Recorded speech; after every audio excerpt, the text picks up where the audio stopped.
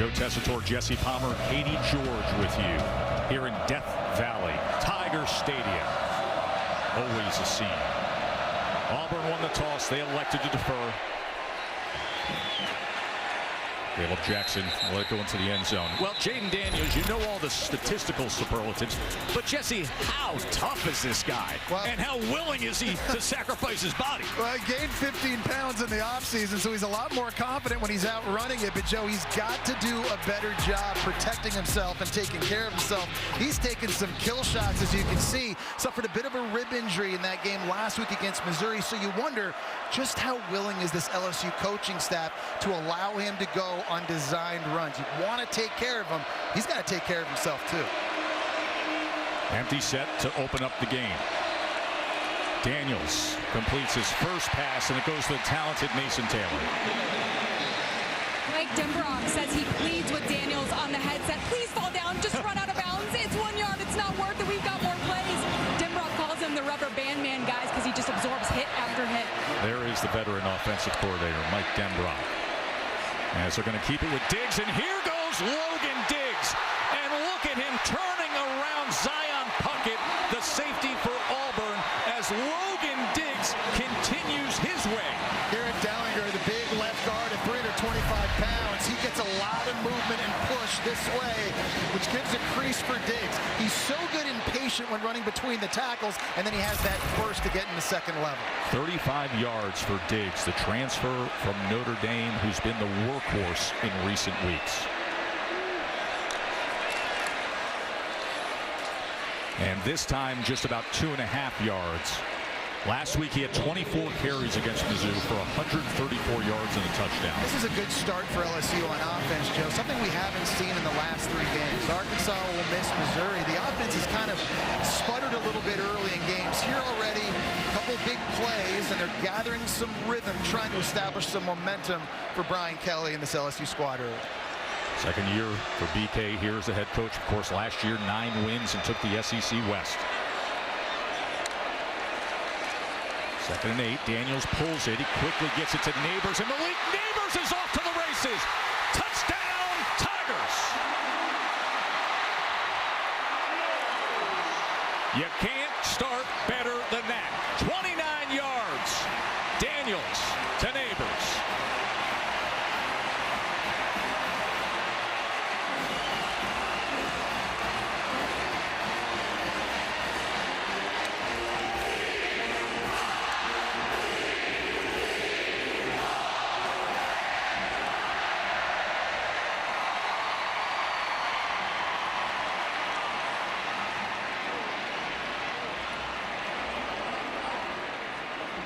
Malik Neighbors has been sensational this season.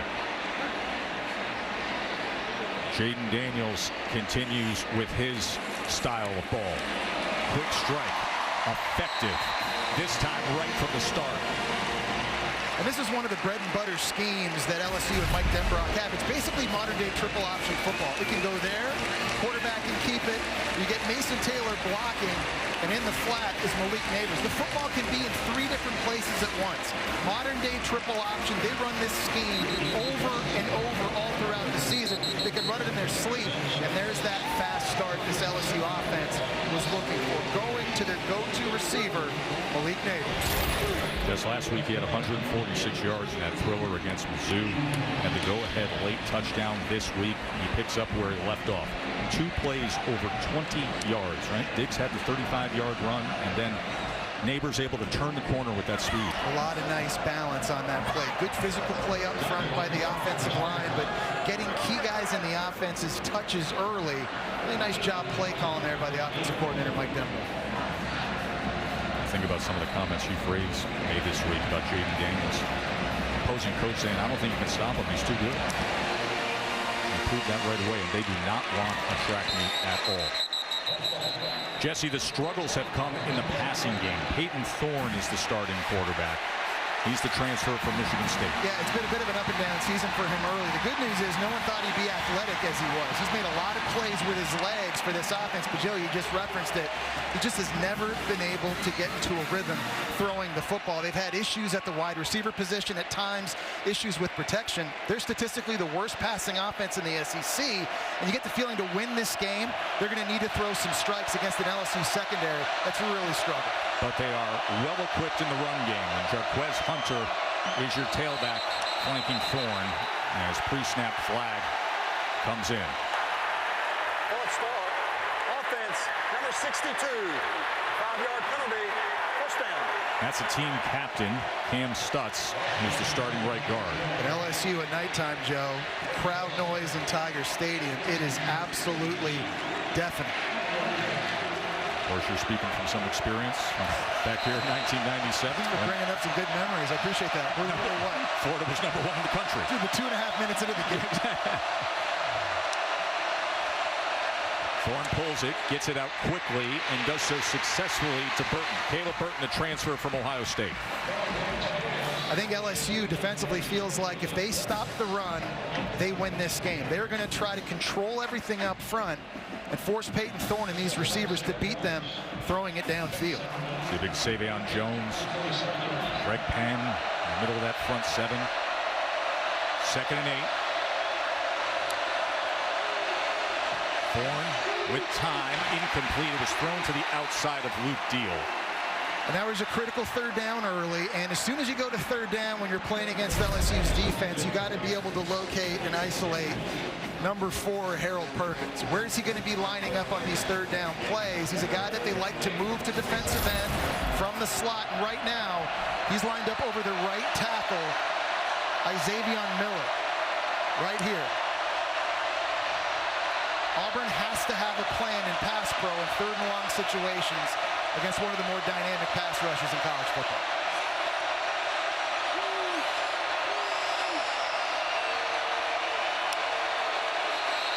So much movement on the right side of that offensive line as they were setting for 3rd and 8. Timeout, Auburn.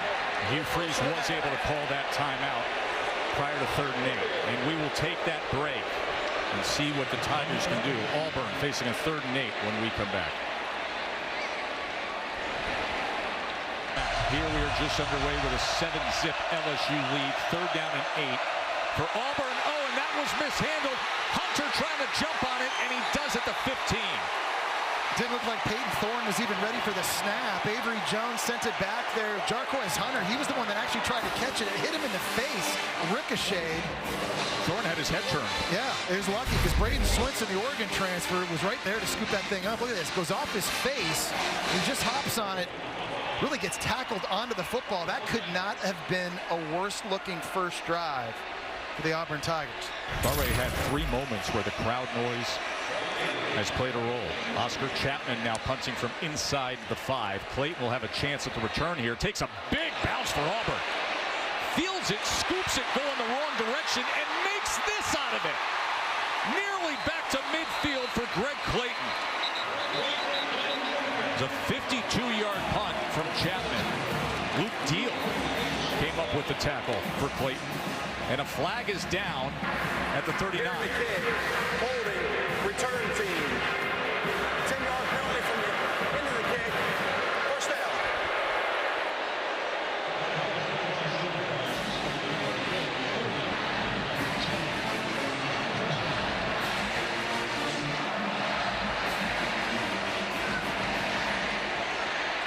But that first drive for LSU, it only took them 4 plays to go 75 yards in just over a minute and a half. Yeah, I mean, they were playing at a good tempo, too, made sure they got in the right looks and really sort of set a nice rhythm there, running and throwing the ball and getting key guys some touches early. But after that penalty, I mean, they were backed up. They had an opportunity there to start this drive here at midfield. But Jane Daniels, a quarterback, and now they got a lot more work ahead of him. Clayton had a 16-yard punt return when he scooped it up going in the opposite direction and turned the corner, but now after the penalty, they'll bring that ball back to the 22-yard line. The officials are going to take time out, make sure they're administering this correctly. Kyle Olson heads up this crew for the SEC. Brian Kelly has a bit of an exchange and concern on the Hey, how you doing? sideline. Great to see you. I haven't seen you in a while. Welcome to Tiger Stadium. Have a pull boy.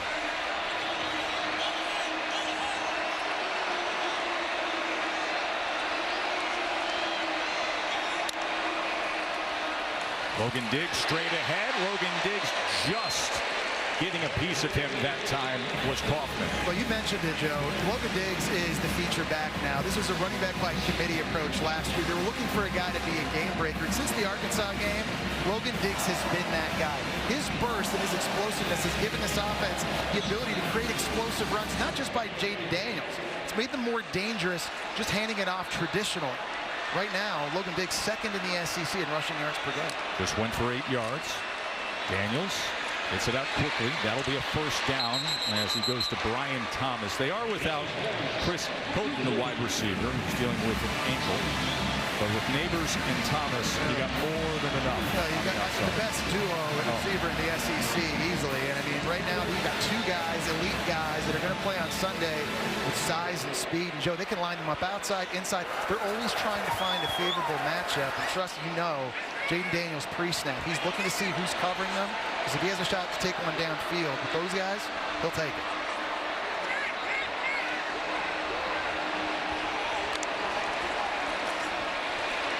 Daniels, this is where he's so dangerous, where it's effortless. All of a sudden you blink, and he's downfield for a chunk play. You got to have great pass rush lane integrity when you're playing Jaden Daniels, and Auburn just lost it there. He goes inside, he comes outside, and that's just too easy for Jaden Daniels. He feels that. That's the sixth sense. He's not even trying to get through a progression. As soon as he sees green grass and you're playing man coverage, you got your backs turned to him, number 5 is out. He's just gliding, and it goes for 26 yards. Loaded. That's Anderson in motion.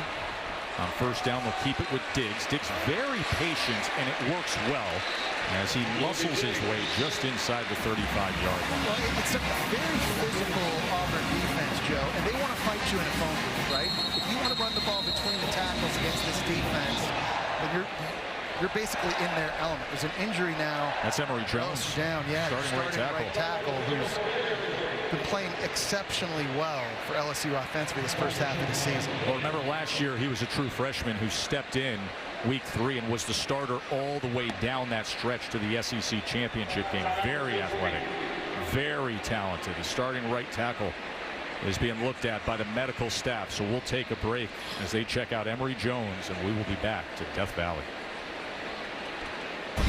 6'6" right tackle go down, Jesse. Yeah, it looked like he kind of got bent up a little bit. It was a true freshman. It was Kendrick Fall kind of falling on his back leg, so he's off to the tent. Now taking his place is a true freshman, Lance Hurd, very highly recruited. He's got a big task ahead of him right now.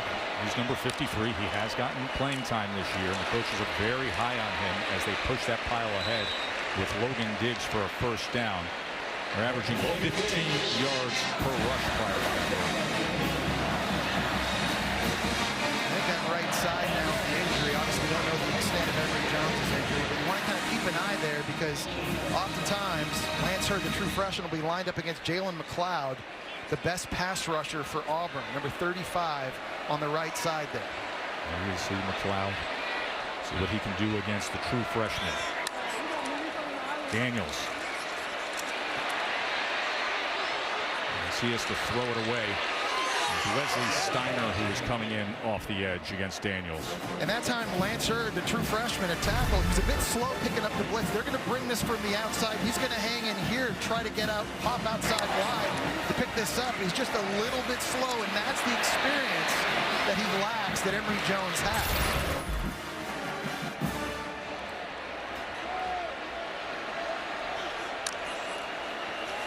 Daniels on second down. Has time over the middle and complete to Neighbors, and Neighbors has it down to about the 13-yard line for LSU. And what a great job by Jaden Daniels with his progression. He got to his 4th receiver. Watch his eyes. He's looking right. 1, 2, not there. Middle of the field, doesn't like it, and he finds the window on the dig route to Neighbors. It just shows you how comfortable he is now in his second year in Mike Denbrock's offense. A year ago, he might have taken off and run. Now, though, he's giving plays an opportunity to open up. before him in the passing game. Daniels trying to turn the corner. And it goes out at the 9-yard line. This is a big moment here for Auburn's defense. I know it's still early, but you get the feeling if they're going to win, they got to give up field goals and not touchdowns. And this is actually something they've been great at this season. The best red zone defense in the SEC. They're only allowing opponents to score on 69% of their red zone possessions, but right here they need to step up. They cannot let this thing get to 14-0 early. And that has to do with what's on the other side of the Auburn team, the challenges they have passing the ball. Ron Roberts, the defensive coordinator, see if his team can find a stop. 2nd and 6. Play clock counting down. And they're going to use a timeout because of that. And with that, an opportunity for us to check in with Matt Berry in the studio. Matt? All right, Joe Tess, it's gone to final in Washington. Camden Lewis to tie the game, no good from 43 yards out. And Washington remains unbeaten, 36-33. Absolute thriller in Seattle. Your quick reaction.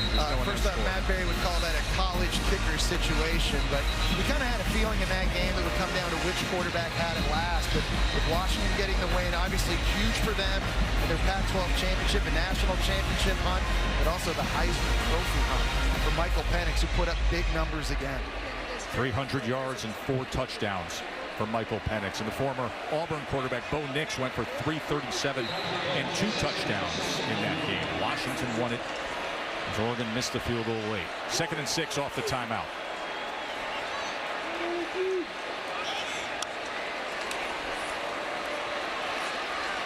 Diggs only about 1.5 yards. As Diggs was met on the inside by Justin Rogers, who previously played at Kentucky.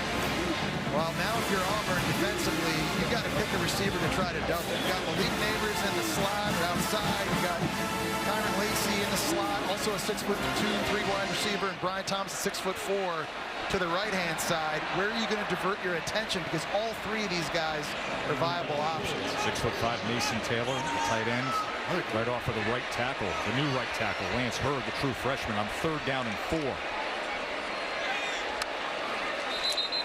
And whistles blow as the flag comes in. This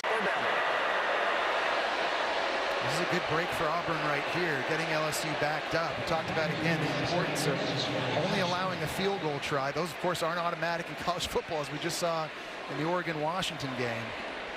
But a big moment right here. 10th play of this drive. First 3rd down LSU has faced. Running back Logan Diggs is lined up in the slot, and now he motions back in for Jaden Daniels.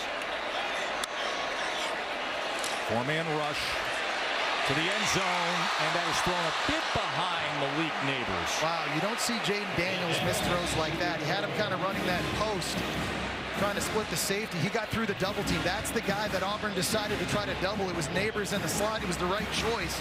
If Jaden Daniels just puts this out a little bit more in front, he did a great job looking the front side safety off.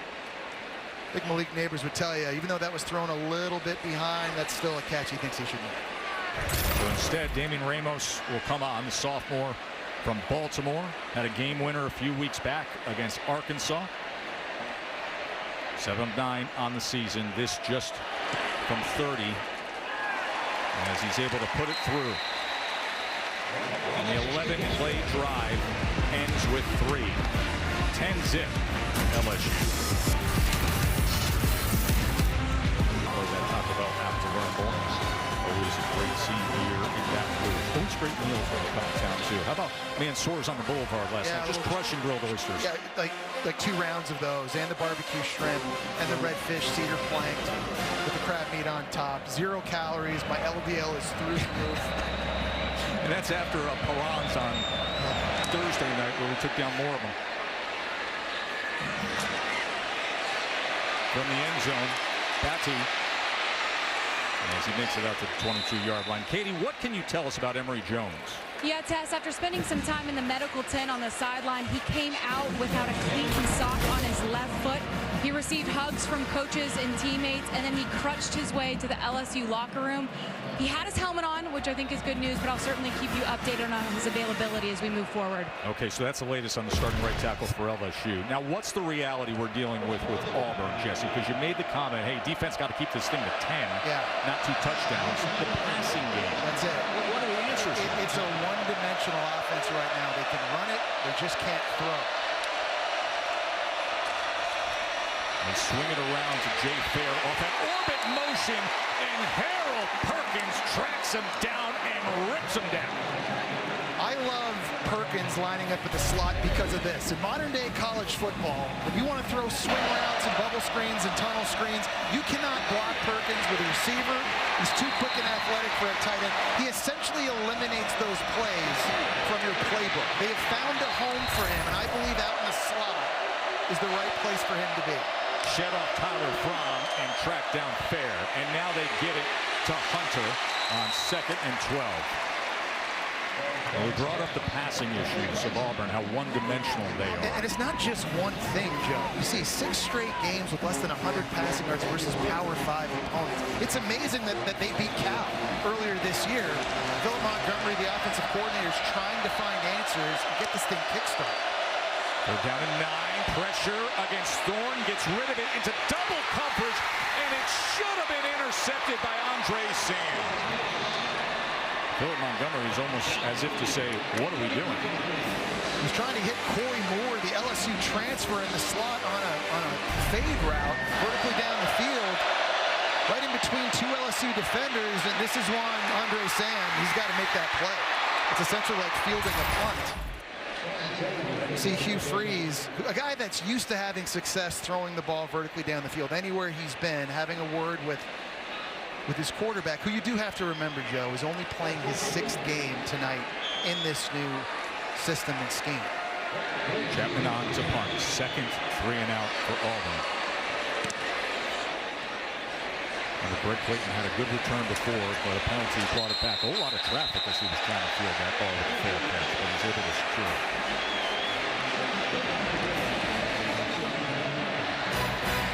Hey, next Saturday, number 13 Ole Miss takes on these Auburn Tigers. That'll be at Jordan Hare, 7 o'clock, prime time on ESPN. Of course, Ole Miss was able to outlast LSU 55-49 at the end of September. Jesse, that game, Ole Miss LSU, those teams combined for over 1,300 yards and 14 touchdowns in that game. Ole Miss ran for 317 yards in that game against this LSU defense. They finally got Quinshon Judkins going in the running game. Jackson Dart did his part too.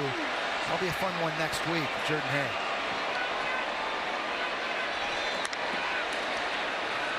John Emery into the game at running back. And Emery is brought down by McAllister. So Auburn is really a bend-don't-break defense. They don't blitz a lot. They try to play big zone coverages, keep the ball in front. They try to get you to march the ball down the field. But in a game like this, Joe, against Jaden Daniels and these receivers and how explosive they are, you just wonder if Ron Roberts, the D coordinator for Auburn, at some point is going to start rolling the dice a little bit more and dialing up some blitzes. See if you can force the ball out of Daniels' hand and get them out of rhythm. Neighbors in motion on 2nd and 6. Emery in the backfield and the finger pointing on the right side of that line. Remember the right side of that line now with the true freshman at right tackle. False start. Offense, number 53. 5-yard penalty. 2nd down. And that is Lance Hurd, the true freshman who replaced Emory Jones after we just got the report from Katie as to Jones's medical update. And listen, he's a very talented guy. He was the 3rd-ranked offensive tackle prospect in the ESPN 300 coming out this year. He's got a massive future here at LSU, but right now he's on a big stage. He's going up against some big-time players from Auburn on this defensive line, and right now, I mean, his head has got to be spinning. 2nd and 11. Daniels out of the backfield is Emery. Wide open is John Emery. One man to beat. A stiff arm ride down to the 17-yard line. Pritchett was the last man, but Emery snuck out and got busy. And what a job of misdirection in the play call. You're taking your center, you're pulling him this way, you get the jet going this way, all the defense starts working that way, and now you get the wheel down the sidelines by John Emery. He had a big game last year against Auburn. Had an incredible 20-yard run. Also caught a 40-yard wheel route just like that one. Diggs taking it down to the 10-yard line. That was a 49-yard reception by John Emery. And that is now, Jesse, the 4th LSU play over 20 yards out of 16 plays to that. Well, they've just got so many playmakers all over the field. Take a look. That's the story of the game right now. 206 yards for LSU. What was that, -3 for Auburn? -3. But it just goes to show the talent right now in both offenses is not equal. LSU just has bigger and better players at the skill positions. As Hugh Freeze himself said, the most talented offense in the entire SEC. Emery is going to be a yard short of that line to gain on what was 2nd and 3. You saw Jalen McLeod's helmet come off at the end of that play. We'll probably have to come out for a play here, which will give some respite to Lance Hurd playing over at right tackle. Auburn prides themselves on stopping the run in between the tackles. I was mentioning that earlier. This is what they want you to do. They want to be physical and shut that down, and they're going to have a big challenge here against an LSU offense that Joe, I think, is pretty confident running it, especially after what they did to Missouri last week. Already over 100 yards rushing. 3rd and 1. Emery straight ahead, and that pile will carry him inside the 2-yard line. It'll be 1st and goal. I mean, you don't see a lot of offenses that have this many big running backs. They can just ride in, right? It's Logan Diggs, it's John Emery, it's Josh Williams, it's Caleb Jackson. All these guys are 220, 225 pounds, and they just try to wear you down. Emery tries to spin over defender. Ball came out at the end, but the whistle was blown. And let's see how they mark this. It was a really nice job by Larry Nixon, the middle linebacker. They're fighting through the traffic and getting a tackle. You see the linesman coming over to discuss it as Emery was rolling over a defender trying to reach out towards that goal line.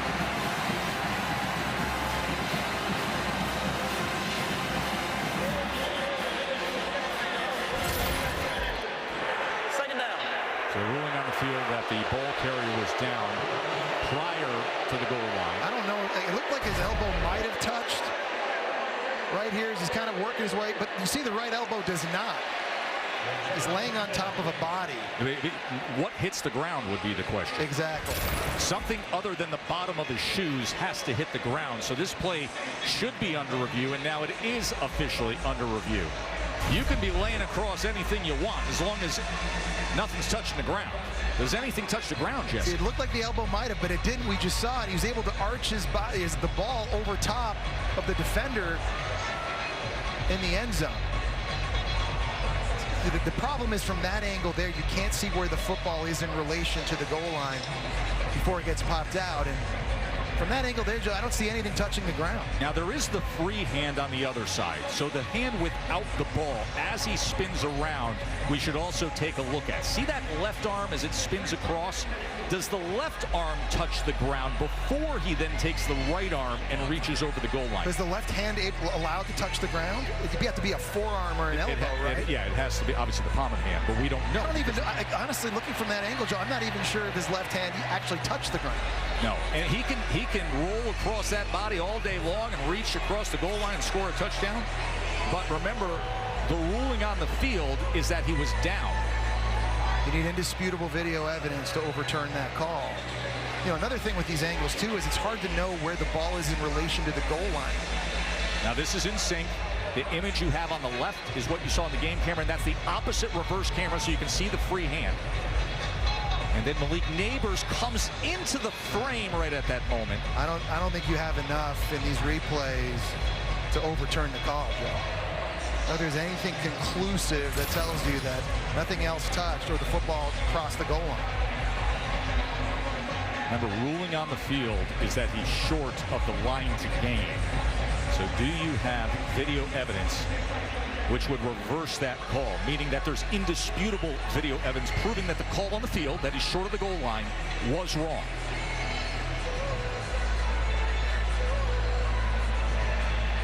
And if they say he rolled over that body and nothing hit, it should be a touchdown. Let's hear it. Does John Emery have a touchdown? After video review, the ball broke the plane to the goal line before the player lost possession. It is a touchdown.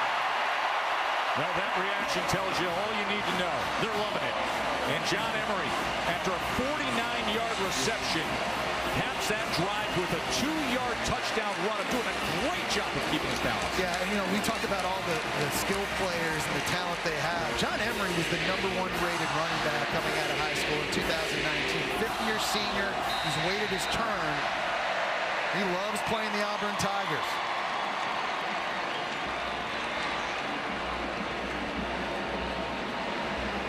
Now listen, this has been an LSU team that has given up a lot of points in recent weeks. But this is an Auburn team opposite them that now has the worst case scenario. Down a big hole. Going back and taking a look at this touchdown again by John Emery. Simple run play up the middle of the field. He was called down initially. By reviewing again, right elbow doesn't touch, right knee doesn't touch. I don't think his left arm touched either. I couldn't see anything that said there was indisputed evidence that football crossed the line, but that's the call. It's 17-0, and it's been a lot of big plays, explosive plays early for this LSU offense. Logan Diggs getting it done up the middle, running between the tackles. They've had really good balance. This was one of their bread and butter zone reads with an attachment to Malik Neighbors in the flat. That capped off the first drive of the game. Get out of your lanes. Jane Daniels has been doing this to defenses for 5 years now at Arizona State and LSU. That was the big wheel route that really set up that last touchdown. Great play call and design by offensive coordinator Mike Denver. Everywhere you look, there's talent on the LSU offense.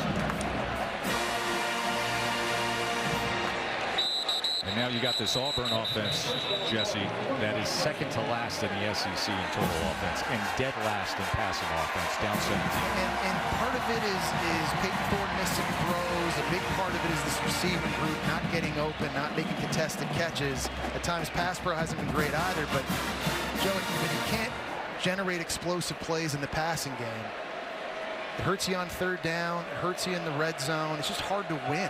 But that's the reality right now. Auburn has to be able to run the football to have any shot.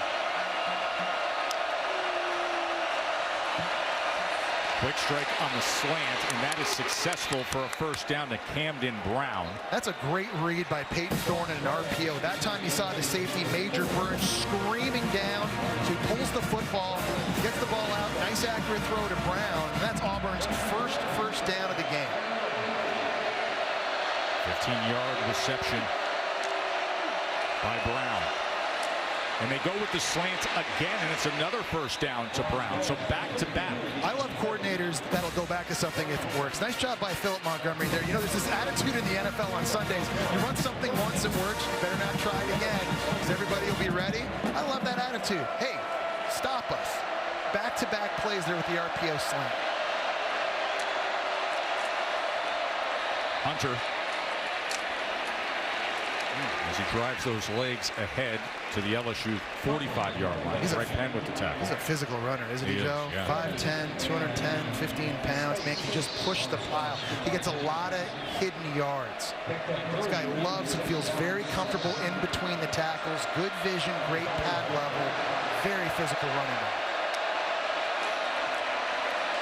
Thorne, 2nd and 7, tried to go with an in-cutting route again. Flat comes in as Shane Hooks was the intended target, but Zy Alexander got there a bit early. He did. And that was the same RPO slant they had thrown twice earlier in the drive. This time they go the other way. I think that was the correct call at the PI. Pass interference. Defense. Number 24. Ball replaced in the spot of the foul. Automatic first down. Joe, as much as Auburn has struggled throwing the football this year, LSU has struggled defending the pass. Yes, they have. Whether it's been busts, whether it's been guys missing tackles, or guys just getting beat in the back end. We'll talk about this in the game. This is DBU. You can go down the list of all the names of guys that have gone on to have success in the NFL. That has not been the story this year. First down, Thorne going to tuck and run, and with that, he's going to get inside the 20-yard line, and another first down for Auburn. I'm telling you, man, he's more athletic than you think he is. Through 26 starts at Michigan State, this guy had 270 career rushing yards. He was hurt a little bit last year. He used to hand off to Kenneth Walker, and they never let him run designed runs. This year, though, they're letting him do that, and they're giving him the freedom and flexibility take off when things aren't open. Coming into this game, Joe, he's only 4 yards away from being the leading rusher on his offense. It's been a huge surprise. He had a 61-yarder against Georgia. To the end zone, and that was thrown to the outside of Hooks. Alexander was there with coverage. Remember, Alexander just had the PI moments ago. But I like the idea here of Auburn coming out and at least trying to push the ball downfield a little bit, take some shots, give a 6'4" receiver like Hooks an opportunity to high point a throw. You know, they've been a little conservative because of their struggles, but I think one thing Hugh Freeze really wants to do is open it up and get a bit more aggressive. Robbie Ashford in as quarterback. This is not uncommon for Auburn. Last year, he had a big game against LSU. 2nd and 10. And the whistle comes in as Jeremiah Cobb, the true freshman running back, was carrying the ball straight ahead. The flag came down right before the snap.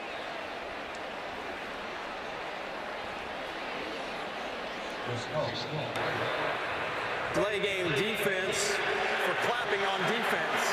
It's a 5-yard penalty. 2nd down. Simulating the snap. You see a lot of defenses do that now. They're trying to simulate the clap that quarterbacks do and try to get offensive linemen or receivers to jump. Brian Kelly's, you got to be upset now. We've seen a lot of penalties early in this game from LSU. You see out there on the left side, that's Andre Sam, the safety. He's clapping, trying to get the attention of his corner. I don't think he was actually trying to simulate the snap, or he was just trying to communicate with his teammate. Ashford, the quarterback, on 2nd and 5. They go with Cobb again, and Cobb stacked up after a gain of just 2 yards. So Ashford, the quarterback, in for Peyton Thorne as they are in the red zone. As we come to the end of this first quarter, Auburn desperate to get on the board. The LSU offense, as advertised, up 17-zip at home at the end of one. Don't go anywhere. Need to see from your offense to finish this drive with a touchdown. Yeah, very tough start. You know, we're fighting on this drive. We got some good stuff. I think we need to finish this drive. We got to convert this 3rd down and get it in the end zone and wake our defense up a little bit. Thanks for the time. Yeah, thank you. Hugh Freeze notes they do need to finish this drive. They didn't have any first downs on their first 2 drives. They have 4 on this drive alone, but facing a 3rd and 3 with Robbie Ashford in as the quarterback. 3rd down and 3 for Auburn. He pulls it, and he gets it. First down as he goes to Frazier. It's 1st and goal, Auburn. Yeah, that's a similar concept to what LSU scored on the first drive with Malik Neighbors. A little bit of his zone read and getting a target outside. Frazier, an easy throw there. Robbie Ashford. Peyton Thorne comes back in on 1st and goal. Ashford had success converting the 3rd down. Jarquez Hunter, talented running back in the Wildcat. Direct snap. Hunter probing and diving ahead. Touchdown, Auburn. So they split out Thorne. Hunter takes the direct snap, and now they're separating Tiger v. Tiger. But boy, oh boy, did Auburn need that. They needed it big to try to get some momentum. And look at the feet here by Hunter. He does a great job because Mason Smith gets penetration, and he's able to just kind of bounce around him really quickly. Nice job with the vision and the feet. And Hugh Freeze is right what he was telling Katie earlier. That was a score Auburn needed badly. Really nice looking drive there for the offense. Good job by Hunter to get low right at the end under Greg Penn. A talented linebacker was coming in, and Hunter just went low for that goal line and got it. Very well managed drive. 8 plays, 75 yards. They were down 17-zip, and they did it in just under 3 minutes. As McPherson on for the extra point, and he puts it through. And that wasn't an easy run. I know it was only a couple of yards by Hunter, but again, there was penetration up front. It was big Mason Smith on Xavier Hunter. He crashes right here. He's got to kind of dip around him before running in. It's good patience there in the Wildcat. There's the penetration. You see just the little shuffle by the feet. He's been really impressive throughout his career. Remember, he used to share carries with Tank Bigsby in this offense. Those two guys were like battery rams. And there's Robbie Ashford. He's all fired up. You know, it's interesting, Robbie Ashford coming in, Jesse, because last year he had the big game against LSU. Passed for 337 yards, had a couple of touchdowns, but there were a couple key moments with the LSU defense Right. that ended up winning that game. There was an interception, there was a strip sack, and that's what won the game for LSU, not the offense. No, Robbie Ashford was a nightmare in that game for this defense because of his athleticism. Remember how good he was off schedule in that game, scrambling around, finding big throws. I know he's a guy that struggled a little bit with his accuracy at times last season, including only 49% of his passes, but he really was dynamic in that one. And I like the package of plays they have for him on offense. Keep defenses guessing. Let's get a studio update from Matt. All right, guys, AT&T 5D studio update. After a Caleb Williams interception, Notre Dame strikes first. Sam Hartman to Jabran Payne. And right now, Irish on top, 7-0. Crew had that game. Jesse, I know you were on assignment in Europe. I was on assignment for ABC. I was. But what is your quick reaction to what's been going on? Well, here's the thing. Notre Dame is easily the best team USC has played. And that's a defense right now, Notre Dame, only allowing opposing quarterbacks to complete 50% of their throws. They are tough to throw against, even if you're the Heisman Trophy winner. Important assignments, by the way. I can imagine. Jaden Daniels cannot escape Asante. Eugene Asante, who has been so active, able to get the sack on Jaden Daniels. Well, Auburn blitz, they only rushed 4, and LSU slid the total different direction that the blitz is coming from. This is going to be this guy coming out here, and nobody's there to pick him up. You see Auburn on the left side, they drop out the end. We talk about them being bend, don't break. They don't love the blitz. Even when they do, it's only with 4 guys. So they can keep a lot of people in coverage. It's a nice job there by Ron Roberts, mixing up his looks.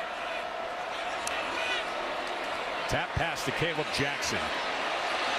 Jackson able to keep his balance out past the 30-yard line as he had DJ James coming up to try to undercut. He's an impressive prospect too, Joe. Caleb Jackson, only a true freshman, 225 pounds. We were on the field earlier. That dude's got massive legs. He does. Not Saquon Barkley, but they're huge. I mean, this is a guy that you can take a guy like that and line him up outside and give him jet sweeps, push passes. That's a fun toy to have in your offense. He was a superstar nearby at Liberty Magnet High School, and now getting playing time as a true freshman for the Tigers. 3rd down and 2. Big blitz look here on 3rd down. A lot of guys standing up trying to confuse this LSU offensive line. Daniels with time, good protection, and with that he connects to Lacey. Kyron Lacey past midfield. 1st down LSU. And how about the pass pro by LSU right there? You saw the blitz look. Some guys dropped out, but they just built a beautiful wall for Jaden Daniels here to progress. Low left, not there. Gets to his 3rd progression on the in route, and another accurate throw. Jackson remains the running back, and they will check down to him. Caleb Jackson. Oh, and he just runs him over. That was Eugene Asante who came up to meet the freshman, and Caleb Jackson said, no thank you. Yeah, and that's not a scout team DB. He just ran over on him. Asante is the leading tackler on Auburn. He's a big linebacker himself, 225 pounds, but this is the guy we were just talking about. I mean, you're making a statement by lowering your shoulder. That was Leonard Fournette-esque. Daniels on the run. Daniels able to bounce to the outside. That's exactly what we were talking about. How he's gliding, and all of a sudden you look up, it's 9-10 yards. Yeah, and it's what makes him so special, too. And it's just such a unique skill set to have, whether it's scrambles or whether it's design runs. And we talked about, that rib injury he suffered last week against Missouri. Doesn't seem like for Mike Denbrock, Brian Kelly, and his coaching staff, that's changing their approach in this game plan. They're still going to use his abilities to the best of their advantage, and right now that's throwing and running per usual. Well, Denbrock out there in the booth as he's in the midst of calling his 5-play drive. On the field is a 1st down. And take a look at this spot. You mentioned the running game and Jaden Daniels, and last week against Mizzou, he got banged up on a touchdown run. And I mean, really took a shot to the ribs. Stayed in the game and dominated. He finished with 139 yards rushing. Against the defense going into that one that was leading the SEC and run defense. And that's the difference in this offense this year. Last year, it was all Jaden Daniels running. Right. But now you've got Logan Diggs. You've got other guys you can bring on the field. And share the wealth a little bit, keeps defenses on their heels. Is indeed a first down, and incomplete. Couldn't connect with Malik Neighbors. Yeah, really nice job there playing downhill by Jalen Simpson. He is an alpha in the secondary for Auburn. Absolute ball hawk. 4 picks on the year, tied for first in the country. Not a lot of free safeties have the range and coverage ability that Jalen Simpson does. We saw that against Denian Smith at Texas A&M. He was able to cover Brock Bowers for Georgia. Who can do that? This guy can. That was a nice play there. And he's not playing at 100%. He's been dealing with a bad ankle all week long. Pressure on 2nd and 10, but Daniels lost it to the end zone, and it's incomplete as Neighbors was trying to track that ball. Donovan Kaufman had coverage. There's an all-out blitz. We were asking earlier, would Ron Roberts roll the dice and try to come after Jaden Daniels? That time he did. There was nobody back deep. This, and this, all coming in. So Daniels has to get rid of it quickly. He has thrown a bunch of touchdowns on that route to that guy at that exact same spot of the field. That time one-on-one with Donovan Kaufman falls incomplete, but a nice job mixing up his call for the D coordinator Ron Roberts. 3rd and 10. Daniels to the outside, and that is right at the line to gain as he goes to the redshirt freshman Aaron Anderson. It looks like the mark is going to be about a half-yard short. Nice job by the man transfer there, working on his route here in the slot. Cuts, gets out wide, ball thrown right out in front. I don't know if he had to fall down. If he just caught that and kept going, that would have been an easy first. This is 4th down. LSU 4th down and 1. And you see the flag and the whistle come in before that snap to Daniels. Like it was the right guard. Miles Frazier jumping a little bit early. False start. The entire offensive line. Offense. 5-yard penalty. Remains 4th down. All right. That's lazy reffing right there, honestly. Just call out a number. You can't just call out 5 dudes all at once. That's going to drive Brian Kelly absolutely crazy. All the pre-snap penalties will always do that. It's like I was looking here at the right guard, but sure, you want to call all 5 guys, I guess you can do that. That's the 6th penalty tonight for LSU. The only thing that's been shaky, 40 yards in penalties. Damian Ramos is on for his 2nd attempt of the night. This from 35. He made from 30 earlier. Bramlett's the holder. Roy's the snapper.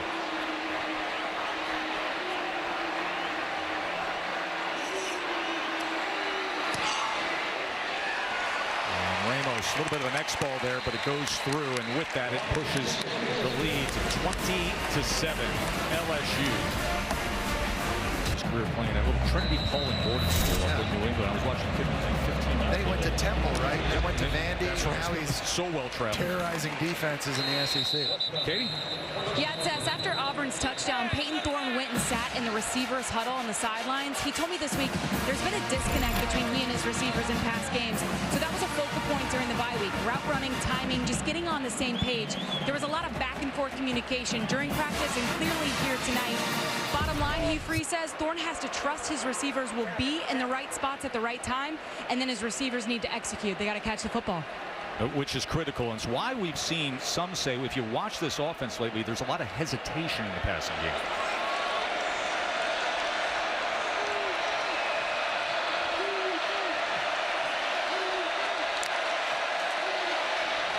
Batty. Yes, he gets a good push ahead out to the 31. Well, it's a good point by Katie, and I think, Joe, he doesn't have the chemistry, he doesn't have the trust with these receivers. One, because this is only their 6th game playing together, and he's playing in a new system. But 2, he also doesn't have the talent he had at Michigan State. Peyton Thorne put up big numbers at Sparty, but he was also throwing to guys like Jaden Reed, Jalen Naylor, Keon Coleman, who's lighting up college football at Florida State right now. Ask LSU about him. He doesn't have those same dudes right now in this Auburn offense, and because of that, he's not playing with as much conviction or confidence. 2nd and 4. Brian Batty goes ahead for a first down. Yet Keon Coleman, who week 1 had 9 catches for 122 yards and 3 touchdowns against LSU. And he literally had guys across the board, just like Jaden Daniels does right now, right? It's so much easier to play the quarterback position when you believe you've got 3 or 4 guys that are going to win one-on-one route battles each and every play. That's just not the environment that Peyton Thorne is playing in right now. Keep it on the ground. Batty again as he's out past the 40-yard line. So the running game they feel like they can always lean on, Jesse. And I like Batty as a change of pace back opposite Jarquez Hunter. Batty only 5'7", 170 pounds. But the USF transfer is shifty. He likes to bounce the ball to the outside, use his speed. A lot of people don't know. He had over 1,100 rushing yards last year for the Bulls down in Tampa. And he's been a big weapon for Auburn running the ball this year. He's a leading rusher when they played the game at A&M. Had 3 catches against #1 Georgia. 2nd and 6. Thorne pulls it this time, goes downfield, tried to back shoulder it, but could not connect. And that's trying to get it to his tight end Fairweather. Joe, that's the problem. Contested catches. Peyton Thorne giving his guy an opportunity on a fade route. Saw the matchup to Rivaldo Fairweather at 6'4", 241. See that right there? Little fade sign now. I'm just going to throw it up and give you a shot.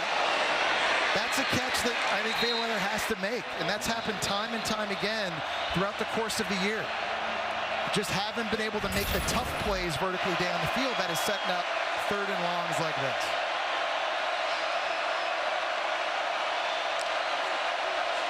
Third and 6 with a man right in his face.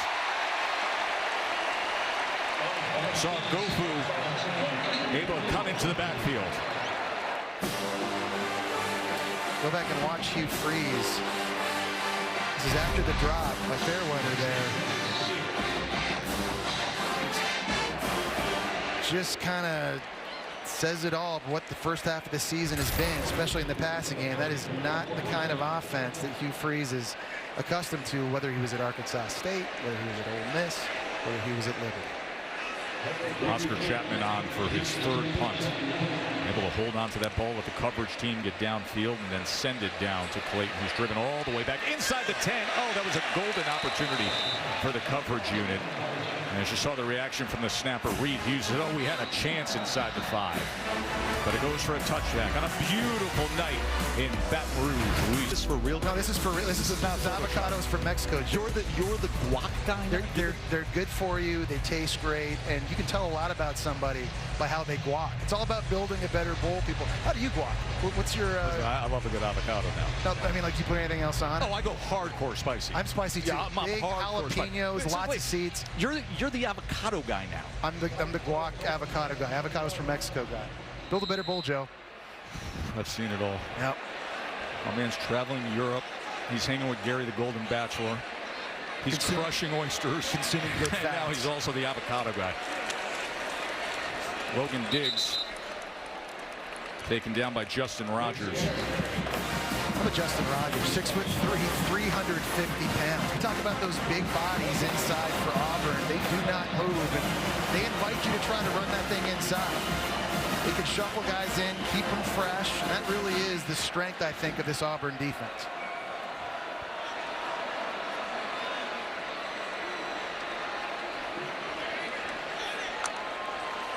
Daniels on 2nd and 10. Steps up in the pocket. Daniels tucks. He is slithery. And look at how he's able to push the pile. Remember, Mike Denbrock, the offensive coordinator, you see him there. He said, it's okay to go down. You can take on every defender. Yeah, I mean, that play, Auburn showing blitz. They drop guys out. Guys get out of their rush lane. So, again, Jaden Daniels takes off. It's amazing how he kind of throws his body around in the middle of the field where all the big bodies exist. And then Logan Diggs with a stiff arm and stays up against the incoming traffic of Nehemiah Pritchett after Daniels went for 13 yards. Yeah, it looked to me like Logan Diggs won that one, too.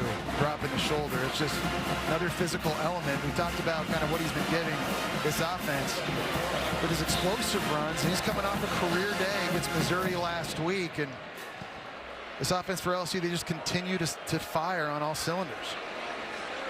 4 yards for Diggs. Daniels on 2nd and 6. Only a 3-man rush as they're spying Jaden Daniels. Now Asante has to come after him. Lofts it downfield, and that ball deflected by Pritchett right in front of Malik Neighbors. That was a great job because Pritchett had to cover for a very long time against one of the best wide receivers in the entire country. I think one of the biggest wins for Hugh Freeze this offseason was getting Nehemiah Pritchett and DJ James to return. A lot of guys thought they were going to go to the NFL. Both guys were invited to play in the Senior Bowl in the offseason. Look at Pritchett just doing a great job mirroring, disengages with his hands, locates the football, and knocks it away. Beautiful job. 3rd and 6. Chance for Auburn to come up with a stop. Remember, an offense that's been quite limited. They've needed to lean on their defense and manage things with the running game, and they will have an opportunity to get that LSU offense off the field when we return. Timeout, LSU. I'm going to get us some guac. Please.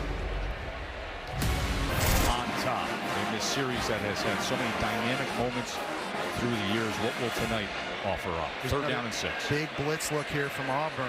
They've been mixing their looks up. This is a big down. They've allowed scores on every LSU drive so far. Daniels looks right, has to come back left, over the middle, complete. Oh no, the ball came out there as Lacey could not secure it. He never had firm control of that ball. Kate Lee, the true freshman at corner, did a nice job breaking on that and breaking it up. Lacey's had a problem with drops throughout the course of the year. That time Daniels doing a great job getting it to him. Well, that's close. That's close. That is close. But I'll tell you, Lee doing a nice job there, kind of ripping the left arm, dislodging the football. That's the first time Auburn's defense has gotten a stop here in this game. And with that, the first punt with Jay Bramlett. So Coy Moore, the former LSU Tiger, back to return as he puts his heels on the 25-yard line. And Bramlett bombs away. A fair catch at the 20. So a good stop by the Auburn defense.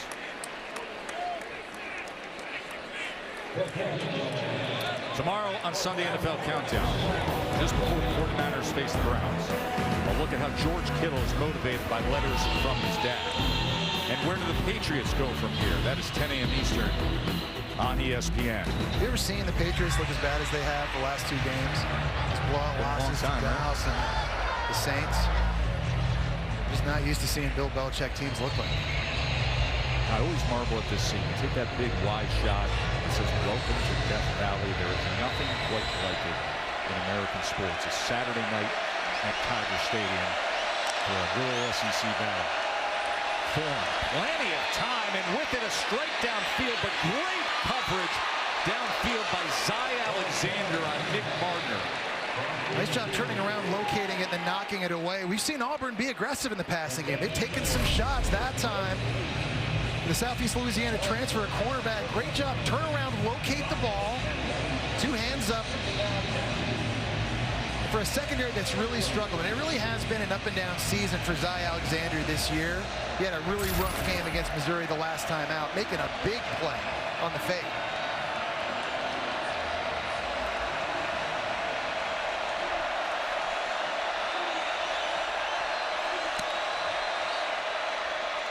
Batty tackled for a loss.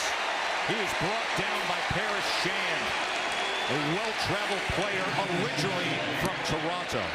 And he just comes screaming off the edge to the right side of this offensive line.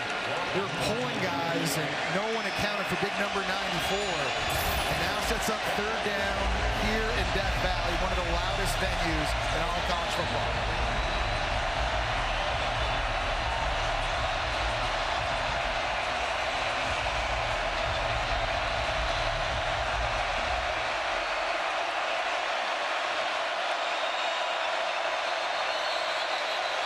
They're pointing at the right guard. I think it was the center. He just flinched a little bit, Avery Jones. Let's see. False start. Offense, number 66. It was. 5-yard penalty. 3rd down. Jay, the noise here is a problem. Trust me, I've been here. I've played here at nighttime, and it's very hard to even hear yourself think. You get down on your own end, back close to the student section here, right behind them, where all these LSU fans are. It's not easy. These offensive line, we saw it in the very first drive of the game. They're having a hard time hearing Peyton Thorne.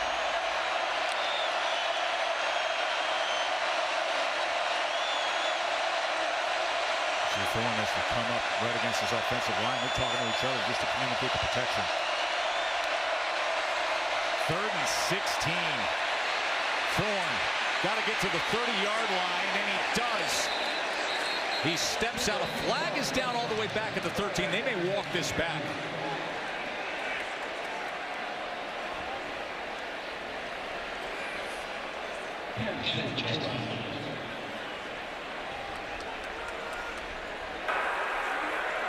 holding. Offense, number 52.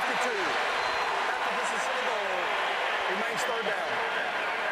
That's Dylan Wade, their left tackle. This is unfortunate because he's been their best offensive lineman all year. He's working against Braden Swinson, who's really a third down specialist. You just see a little hold when he didn't have to. He didn't have to. Just didn't have to do it. Peyton Thornton went and did the work, got the first down with his legs.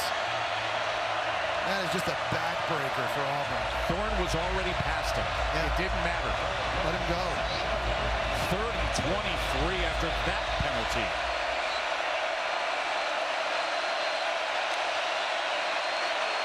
And with that, the conservative call to Hunter. So it goes from what would have been a first down thanks to the run from Peyton Thorne to brought back with the penalty, and now they'll be punting in a compromised position. It's the third 3 and out for Auburn, and their 4th punt coming up from the leg of Oscar Chapman.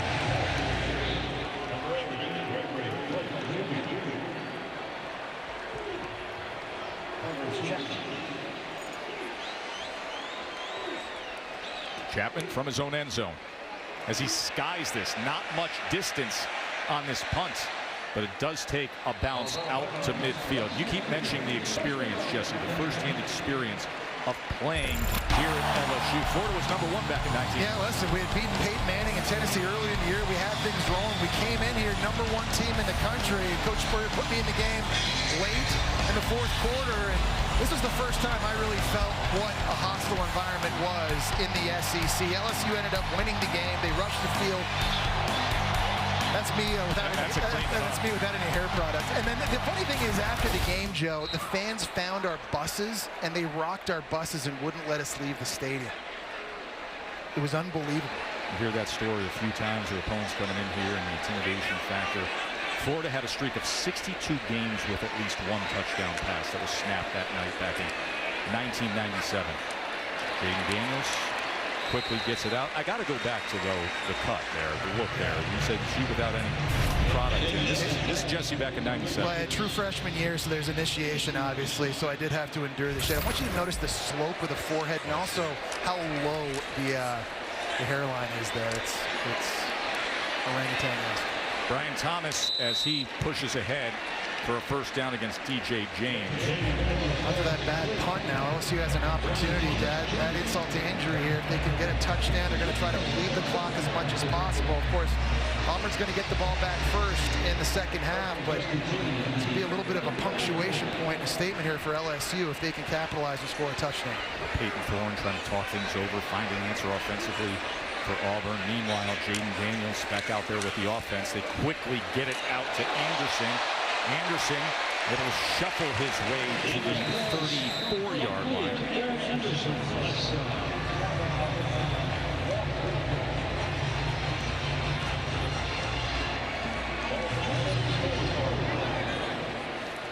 3 minutes to go in this first half. Daniels trying to find an option. That ball's in the air, and it is intercepted by James. This Auburn defense comes up big just before halftime. DJ James with the ball, batted in the air, pulls it in. One of the best things Auburn does on defense in the secondary is they drive in breaking routes. Jalen Simpson, who we talked about earlier, who has 4 picks on the year, did a phenomenal job breaking on this. He's the top of the screen. He's hunting up outside and neighbors. You see how he just puts his foot in the ground? He's gotten a couple picks on throws like that early this year. It gets popped up in the air and intercepted by DJ James. Auburn has been awesome at taking the ball away this year. That's now their 11th takeaway on the season, and that could not have come at a bigger time. And that's why Jalen Simpson is a difference maker, and they know it. And they needed him out on the field tonight. They didn't know if he could go. He was out there in warm-ups. We visited with him. He said, I'm going. Hunter stacked up right at the line by Jordan Jefferson. Jordan Jefferson is a backup D tackle that could start on most defenses around the country. He's a transfer from West Virginia, and they've got Mekhi Wingo and Big Mason Smith, but 99 comes on the field, and there's not a lot of drop-off in level of play. Robbie Ashford back in at quarterback. year ago that he went for 337 yards and a couple touchdowns against LSU. Over the Gophers got him in his sights. Ashford trying to get to that edge, and he makes the most of it out past the 25-yard line. It'll be third down from there. Omar Spates with the tackle. Well, here's the problem, Joe. When you can't throw the ball, when you're in 2-minute situations like this, it's hard to go out and execute and generate points, right? If there's critical down and distances, third down, red zone, and 2-minute, it's really kind of hindered this offense. When Ashford's in the game, this offense becomes a lot more predictable. And LSU right now is keying on QB run. 3rd and 3. Ashford was the starting quarterback for 9 games a year ago. Pulls it. Good decision by Ashford. Into the outside and out of bounds with a first down. Auburn has 2 timeouts remaining and 90 seconds to work with for Coach Freeze. Ashford's impressive, man. At 6'3", 220 pounds. He's a better runner than Peyton Thorne. He's just a little bit more dynamic. That was a great decision on the zone read to keep that, also get out of bounds, and preserve the clock. As Peyton Thorne looks on, and Robbie Ashford tries to move this offense before halftime.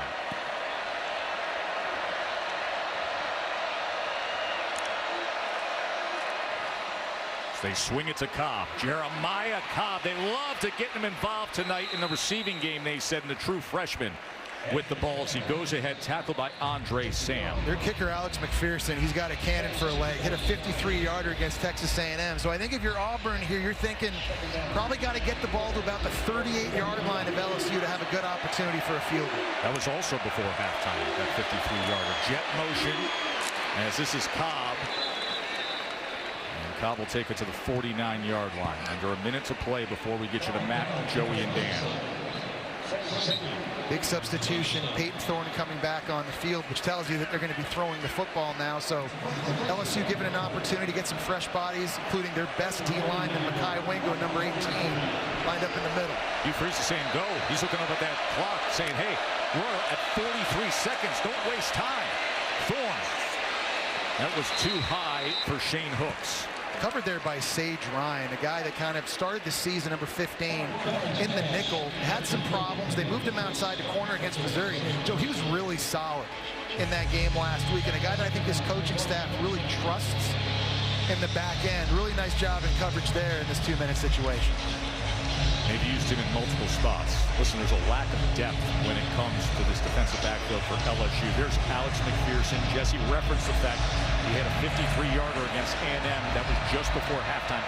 Will he get an opportunity here? Thorne on 2nd down. Batted down right in his face, and that was Paris Shand.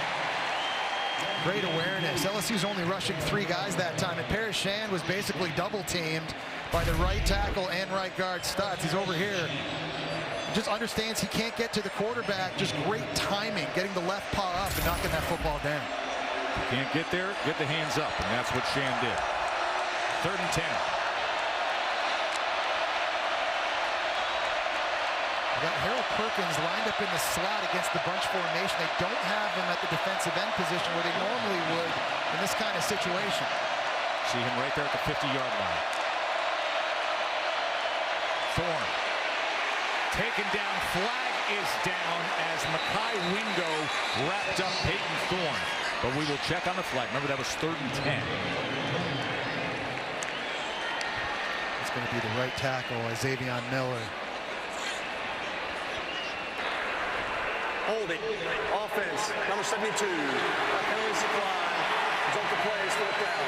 Yeah, Braden Swinson, who's made a couple plays early in this game, has really been doing that all year for LSU on 3rd down. The big Oregon transfer has just been really good off the edge. You know, the weak spot for this Auburn offensive line has been on the right side. And Miller's had his hands full time and time again. I think these matchups, if Auburn's not going to help him with the tight end or a running back, those are things that Matt House, the D coordinator from LSU, has got to feel good about, sending pressure to the right side of the offense. Chapman's just going to boot this away. Total safe play by LSU, as in the final seconds of this first half, they're going to let it go inside the 10-yard line. Take a short break. 20-7, LSU at home. halftime report, a wild finish in Washington, plus Brock Bowers banged up for Georgia, and Alabama escapes late. What's going to happen is I'm going to toss it back to you guys. You're going to take a knee and toss it back to me, and I'm going to kill Palmer's forehead and how it's evolved since his freshman year. Hey, Barry, I just served that up to you like red meat for a grill, didn't I? I just put that right out there. I even said, Matt Barry needs that photo again from 96. Listen, hair pomade, it can disguise a lot of deficiencies. That's going to do it for this first half. That saw the LSU offense come out and do exactly what we've seen them do all year. Malik Neighbors had the 29-yard touchdown to get things going. Emery was sensational and then had the 2-yard touchdown run, and Katie's with Coach. Coach Kelly, you guys got up to a fast start, and then Auburn regained some kind of momentum. What do you think of your team's play in the first half? Yeah, pretty good. I mean, we got off to a better start. We hadn't got off to a very good start the last couple of weeks, so that was important. Yeah, we made a couple of mistakes, and they did a really good job of keeping us out of the end zone. We want to convert, obviously, when we get in the red zone and turn those into touchdowns. Defense is playing pretty good. We need to keep that up in the second half, and, this is a team that's not going to go away. It's going to be 4 quarters. We knew that coming in. We got to play a great second half. Thank you. Yep. Could have been more if it wasn't for DJ James and Auburn getting the interception. 20-7 as we go to the halftime report with Matt, Joey, and Coach Thousand, where the home team's up 20-7 as quarterback Jaden Daniels has 178 yards passing, a passing touchdown, and has run the ball for 50 yards. Auburn is going to get the ball to start this second half. One big defensively with an interception before halftime. Let's check in with Katie. Yeah, Tess, Coach Freeze told me that he's searching for consistency on offense. He said, we've had open receivers, but our quarterback feels like their depth is off. Freeze said, we're also 0 for 3 on the RPO fade, so I should probably stop calling that. But he does think that they can run the ball on LSU. He said, we can still make things interesting. We just got to get going right here with this possession. Well, they were able to run the ball against Georgia, went for 219 rushing yards against the #1 Dogs. Robbie Ashford, who's a very talented running quarterback, will start the second half for Hugh Freeze's team.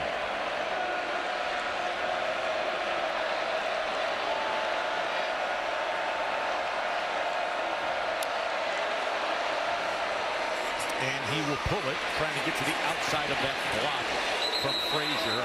Flag is down. The reality of that first half is pointing to the lack of a passing game for Auburn. It has often be the case. Put themselves into a hole early, down 17-zip before they had to manage a good long drive to get on the board. Holding offense, number 87. 10-yard penalty from the spot of the foul. First down. On Frazier. So Peyton Thorne had 36 yards passing in that first half. Robbie Ashford had 10 yards passing. Is this the answer? Just go with Ashford in the running game? Well, you just have to run the ball, period, right now. And this is a good rushing offense, but it's not just one guy. It's got to be Robbie Ashford, Peyton Thorne himself, Jarquez Hunter, Batty as well. It's kind of by committee. You got to give their defense credit because they sort of stopped the bleeding in the second quarter, had that huge pick to keep this thing close. You mentioned it, Joe. They should feel confident after how well they ran the ball against the Georgia Bulldogs 2 weeks ago, and I think that's got to be the key here in the second half. Ashford cuts back to the inside and gets 5 more yards against Greg Penn, who's trying to make the tackle. And I love that by Ashford. See, that's all you need. You don't have to break off 70-yard runs. If guys aren't open, just take off, get 5 yards, because that's going to help keep third downs a little bit more manageable, and that's been a big problem for Auburn in the first half of the season. Just way too many third and long situations, which is tough, obviously, when you can't throw the ball.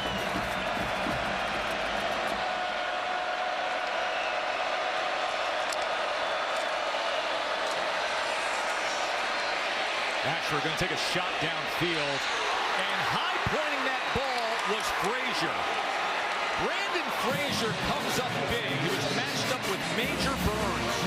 Well, because Ashford's in the game, LSU's thinking, well, look at all the guys they have in the box, and he fakes the handoff. It freezes everybody in the second level, and that allows the tight end Frazier to get back there, and finally there is a big contested catch. 50-50 ball that Auburn's able to come down with. 39-yard reception. Now Cobb on the jet sweep as he goes for a first down and more. Jeremiah Cobb, a true freshman, they are very high on. Go back and take a look at this catch by Brandon Frazier. A guy who didn't have any catches coming into this game. He's working against the safety Major Burns. And, that's what Peyton Thorne's trying to do. He's just trying to put the football into the vicinity of his playmakers, at some point you got to go up and make the play. And that time, Robbie Ashford, nice job giving his guy a chance. Cobb again, as he's able to turn the corner, and he's inside the 20-yard line. Andre Sam with the tackle. So a combination of Ashford, Cobb, and then you hit the 6'7" tight end, and Hugh Freeze gets this opening drive managed by that guy, Philip Montgomery, that they're looking for. And Cobb is a true freshman running back they've used for jet sweeps and reverses. When he's in the game, bells and whistles have to go off on defense because that's how they like to use him. But you're right, Joe. It's not just going to be traditional handoffs to running backs. It's going to be quarterback runs. It's going to be jets and reverses. Just throw everything at LSU that you can in the run game.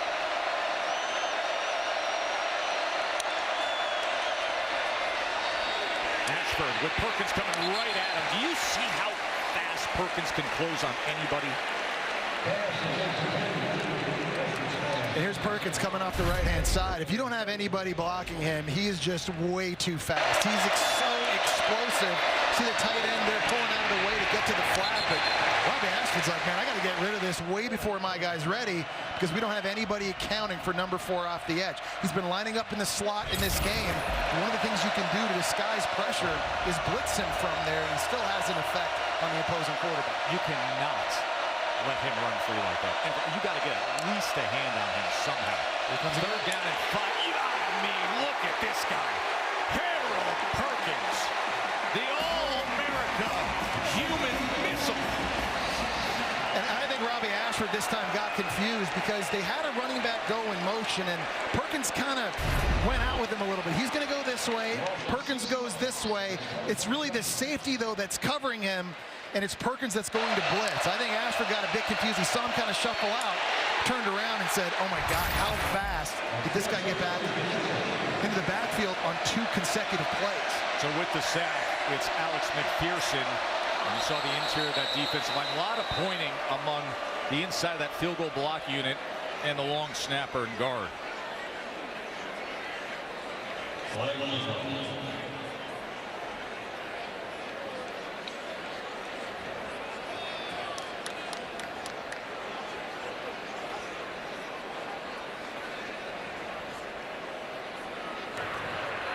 Offside. Defense, number 99. Entering the neutral zone and make contact with an offensive player. 5-yard penalty. Remains 4th down. Remember, it was 4th and 12. Yeah, well, that's 4th and 12. the 7th penalty for LSU, but I'll say this is an impressive first drive for Auburn. They had to get something going. If they're able to kick this field goal here, all of a sudden now you got it down to 10. Your defense playing a little bit better. Still a lot of life in the Auburn Tigers. So McPherson from 38 yards out of the hold of Chapman. And they'll take anything they can get. Auburn was on the go, but LSU has one of the very best and most athletic, dynamic players in all of college football. Number 4, Harold Perkins. And Freeze knows that guy's a problem right there. Sons and daughters. This does it right here. You see this wonderful young girl here on the left. Right. Calm, controlled, relaxed, chilling out.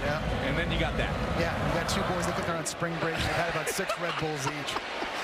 Oh. Caleb Jackson on the return. And Caleb Jackson showing exactly what he's capable of. Look at the true freshman. Big return for the local guy.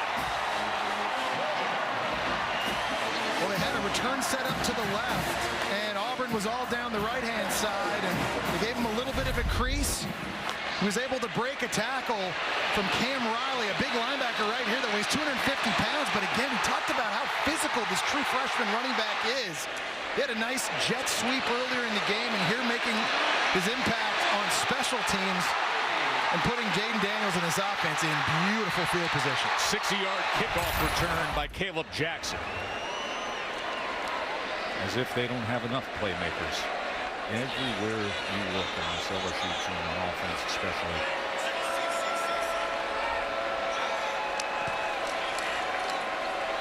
Logan Diggs trying to test that right side, driven back by Eugene Asante. Another tough spot now for this Auburn defense. They've got to kind of hold the line here. That's something they've been able to do all season struggled throwing it. Even in their 2 losses, the defense kept them in the game and gave them a chance because of turnovers, because of their physicality. 2nd and 8. Diggs again. And he's just dragged down from behind by Walker. Field goals, not touchdowns. And that's something Auburn has to keep telling themselves right here, guys. We have got to get off the field. After our offense just went down and kicked a field goal of their own, to stay in this thing, this is where we have to be at our best, in the second half when it matters most. 6.6 per carry for LSU offensively tonight. 3rd down and 2. Another opportunity down for this Auburn defense as they come to a tight formation. Does LSU. They go with the tap pass to Neighbors, who is able to stay on his feet and get the 1st down. He had an Auburn defender darting in. A flag is down, but Neighbors was able to speed past and turn the corner. It was Eugene Asante that came flying into the backfield, just barely missed. You saw the quick feet there by Neighbors, able to get to the outside.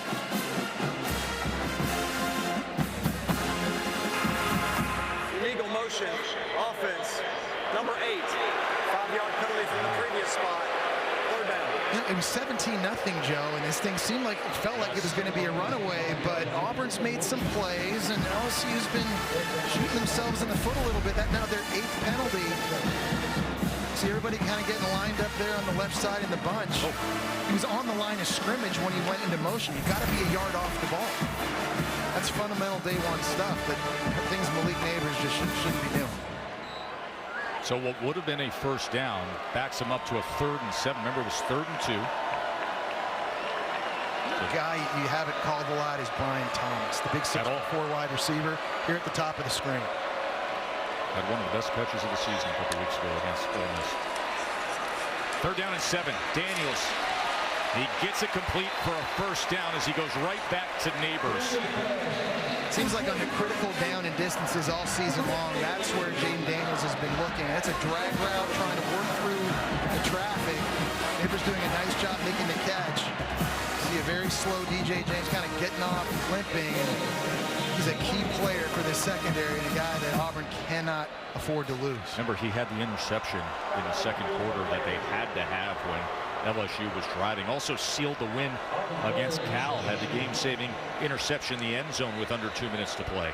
I mean, they need all hands on deck right now defensively against this offense with all the playmakers and how explosive they are. And that quarterback, they need as many dudes on D to stay on the field, including Simpson, their ball hawk. He was really the key in that 1st interception. You just kind of get the feeling they need another turnover at some point here in the 2nd half to keep sparking this thing.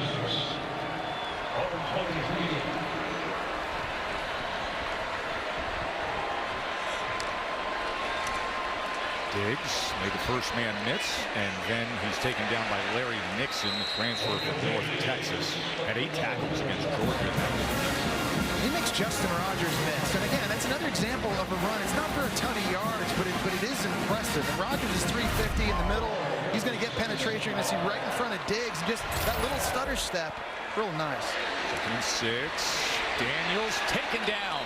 That doesn't happen often, and it was Marcus Harris, the very active defensive tackle. Yeah, he's been their best player up front defensively. The Kansas transfer has just been living in people's backfields. Very, very slippery and hard to block. And he's a guy, too, that needs to kind of raise his play right now. Their backs against the wall in their red zone on a 3rd and 7. Can someone step up? Pass rush all year for Auburn has not been great. They have not been dynamic, especially when only rushing forward. But who can step up here?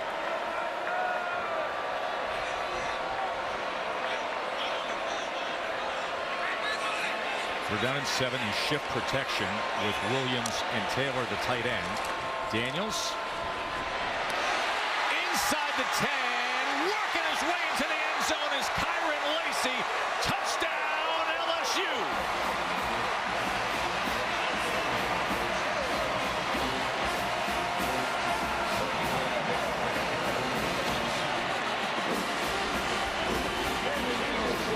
That time, Auburn blocked the safety blitz. Zion Puckett, but watch Josh Williams pick this up and just stone the blitz and give Jaden Daniels an opportunity to get this off. He delivers the blow. Another really clean pocket. And there's Kyron Lacy. Easy pitch and catch. But how about Jaden Daniels pre-snap as he brought in the pass protection and what he was able to see? You just brought it up. Zion Puckett was coming on that safety blitz. Daniels so in control of everything he's doing offensively. I love what they do. They take their running backs and they put them up to the line of scrimmage in order to pick that up so he's not coming from depth. But another great job of progression here by Jaden Daniels, just working through. He feels so comfortable in this offense, finding Lacey for the touchdown. And right now, LSU retakes the lead. Such a party here at LSU. That was early morning today. Of course, it is under the lights. Death Valley just had Lacey 5-yard touchdown catch moments ago. Mark of a fighter moment brought to you by Modelo. Yeah, Joe, you called Harold Perkins one of the most dynamic defenders in the game. You're absolutely right. I love the way they're using him out in the slot. Something they're new trying this year. And he basically eliminates all swings, screens, bubbles, anything you see in modern spread offense because of that athleticism. But you can still get pressure by blitzing him off the edge. And if no one's going to go out and block him, he's going to get to your quarterback extremely quickly. This guy is a difference maker. And they were tinkering and changing how to use him earlier in the season, but I think they've found a home for him. First and second down, out in the slot, obvious pass situation, put him at defensive end. Ashford, the quarterback for Auburn. Hunter can't find much. You know, Jesse, Brian Kelly said the past Where's Waldo approach serviced Harold Perkins and not necessarily the good of the entire defense.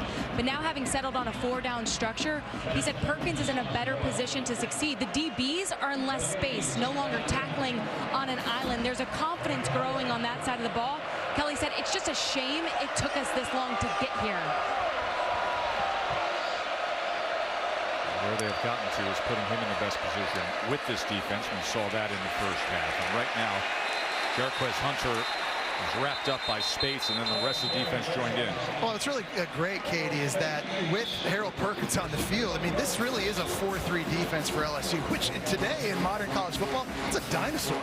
Yep. Everybody's playing with at least 5-6 DBs. They can leave Harold Perkins on the field and take advantage of how versatile he is. Even in situations like this, we say third down, they bring him in, they put him at defensive end on the end of the line of scrimmage.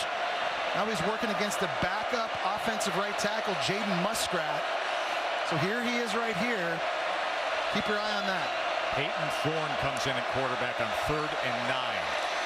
Quickly gets it to Hunter. Hunter made the first man miss, but didn't have many more options beyond that. And it'll be 4th down, and they'll be punting again.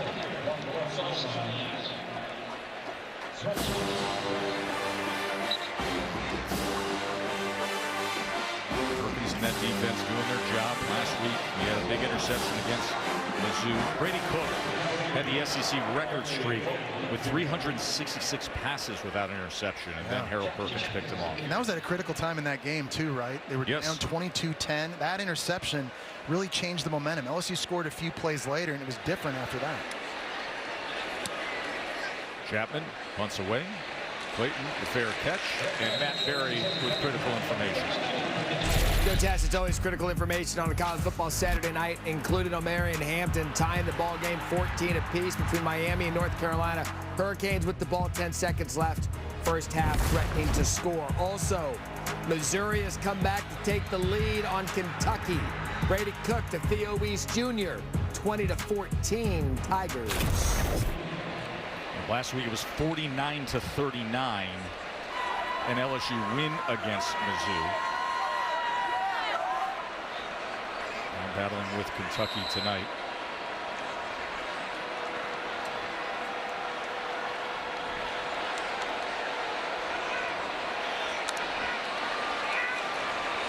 Daniels with time and able to get it to Lacey, and Lacey breaks free. This is exactly what the LSU receivers do. Cuts back against the grain, still on his feet, and finally taken down all the way near the 10-yard line. But yards after the catch for an LSU receiver time and again. And Joe, you get the yak because the quarterback gets it out of his hands quick. Daniels knows he's trying to fit this down the seam. Pitch, ball out now, and because he gets that, he has an opportunity to make a move or make 7 moves with it after he makes the catch. Really nice job in the open field working. is Lacey for another explosive play. He has 3 catches for 104 yards.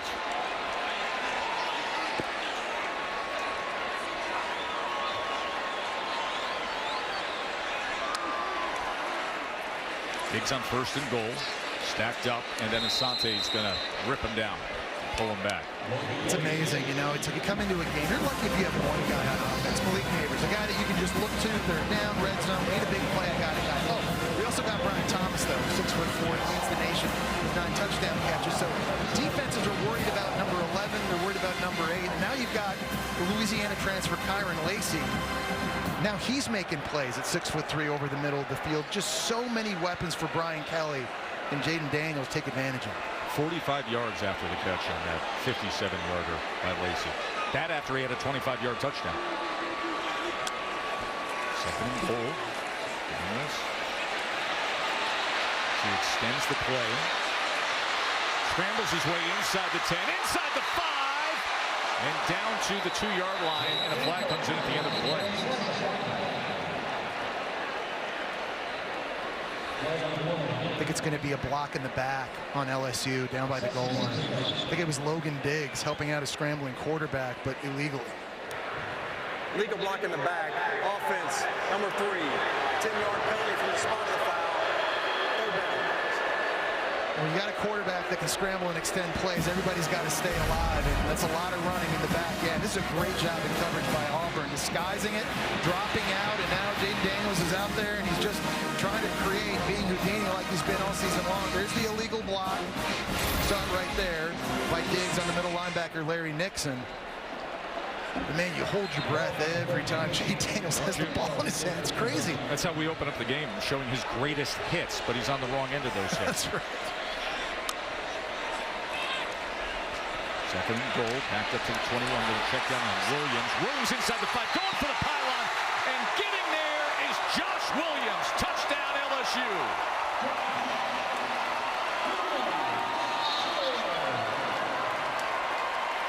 And that's another phenomenal example of just the mastery Jaden Daniels has in this offense right now, understanding where everybody is and working through his progression. Auburn showing blitz again. They're going to drop 2 linebackers out right here, but no one's there for the check down. You see Jaden Daniels is going to start this progression working to his left, not there, go to 2, not there. Where's my check down? Get it to him early, and again, when you get it to him early, there's space between the ball carrier and the defender. You saw it earlier in the drive on that catch by Lacey. And that's just Jaden Daniels playing above the X's and O's, playing with great timing. And Joe, he's been doing that throughout the entire first half of the season. Hugh Freeze, Auburn's coach, opened up the week of game by turning to the media and saying, I don't think you stopped Jaden Daniels. He's too good. That was the case on that drive. 4 plays, 67 yards, getting it to Williams. And it's 34-10 all of a sudden.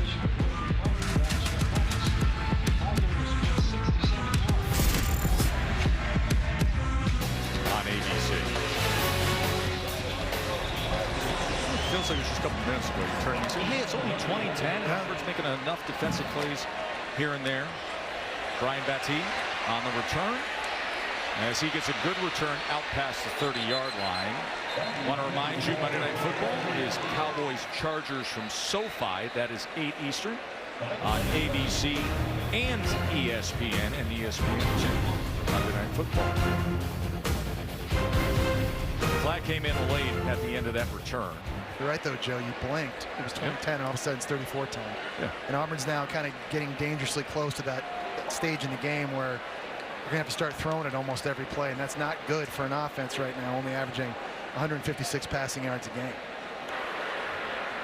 After the play, personal foul, unnecessary roughness, receiving team, number 84. After distance to the goal, first down. And Jesse, you think about what Auburn's offense has done against the Power 5 teams, against Cal, 14 points, A&M just scored 10, Georgia they scored 20. Their defense was able to keep it close and keep them in it. And LSU now is just kind of rolling. A little bit of a push there late. That was the flag. Couldn't really see that there.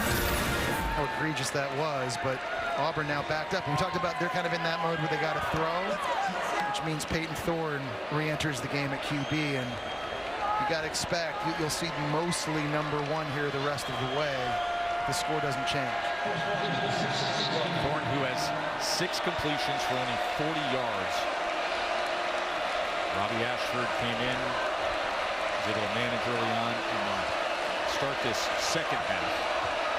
Field goal drive, threw back in, transfer from Michigan State. He started 26 games and put up good passing numbers, averaged 223 yards a game. That's he with the carry, down to the 20-yard line. It's interesting how the thought process for LSU's defense, and really everybody's defense, changes against Auburn. When you play 2 quarterbacks, one's more of the thrower, one's more of the runner. And Ashford, even though Peyton Thorne can't do it, but it just changes coverages in the back end for Matt House, and it's a lot more predictable now with Thorne back in the game. 2nd and 6. Thorne with time gets it to the near side, gets it complete, and it does go for a first down as a flag comes in at the end as he connects with Malcolm Johnson Jr. Katie was telling us earlier that she heard Hugh Freeze saying in a conversation with Peyton Thorne that receivers weren't getting their depth. He did there. Personal foul, face mask, defense, number 15. 15 yards will be added to the end of the play. First down. Sage Ryan.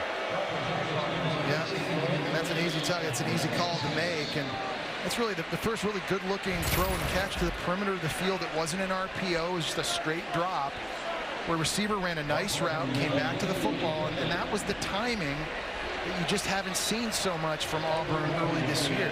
Something they got to get better at.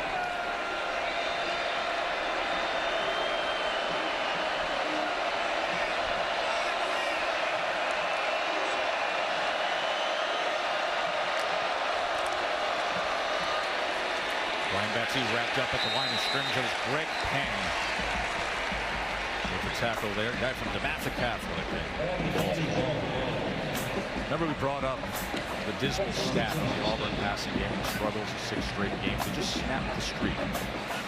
Fewer than 100 passing yards against Power 5 teams. They have 102 passing. You got to start somewhere. You got to start somewhere. I mean, building blocks in this whole thing. You got to start somewhere. You got to find positives where you can get them. Listen, there could be a lot of positives in the future years of what Hugh Freeze is doing, but right now need to get out of this hole, and they do so here with Jay Fair. Yeah. Concentrated, focused, and was able to haul it in. And that is a tight window to throw that into. Fair's only 5'10", 186. He's running a seam route. Peyton Thorne's got to fit this thing into a small window. He looks off the safety. It's in between the safety and the corner. Zion Alexander actually makes a little bit of contact right as that ball gets there. Nice job closing in on it, but nice tough catch. Contested catch. One of the things, again, these Auburn receivers just haven't been able to come up with when they've had the opportunities. So a 32-yard reception for Jay Fair. Thorne on first down. Going to run it to the outside and then pushed out of bounds as Omar Space was tracking him. Now, we talked how Peyton Thorne at times this year has just hesitated to let it go. He just doesn't trust the wide receivers. That time they're faking a screen down here.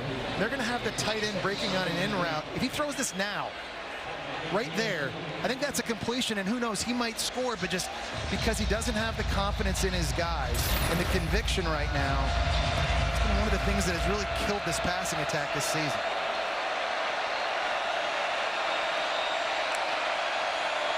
Second and 8. Thorne, pocket collapsing, shallow cross as he goes to Burton. And Burton is driven out near the 15-yard line. It's hard throwing out in the field. It's even harder throwing it down here in the red zone, though, Joe, because the windows get so much smaller, and timing has to be exact. Oftentimes, as a quarterback, you got to be able to anticipate and throw the football and get rid of it before your guy's even looking at you down the field. You only get that trust through reps in practice and reps in games, and it's something that Peyton Thorne and these receivers just don't have a lot of that yet. 3rd and 4. The man rush. That was high into the outside to Fairweather, who was right at the stick. That's good timing. It's just a bad throw. They've got their tight end Fairweather, who's 6'4", 250 pounds outside with a hitch. That's just a ball that Peyton Thorne's got to put on his body. He's running a simple curl to the right. Look, put the foot in the ground. Now you put it on his shoulder. Outside, it's just too high and hard. And that's just the throw you got to be able to make in your sleep. Here's 4th down.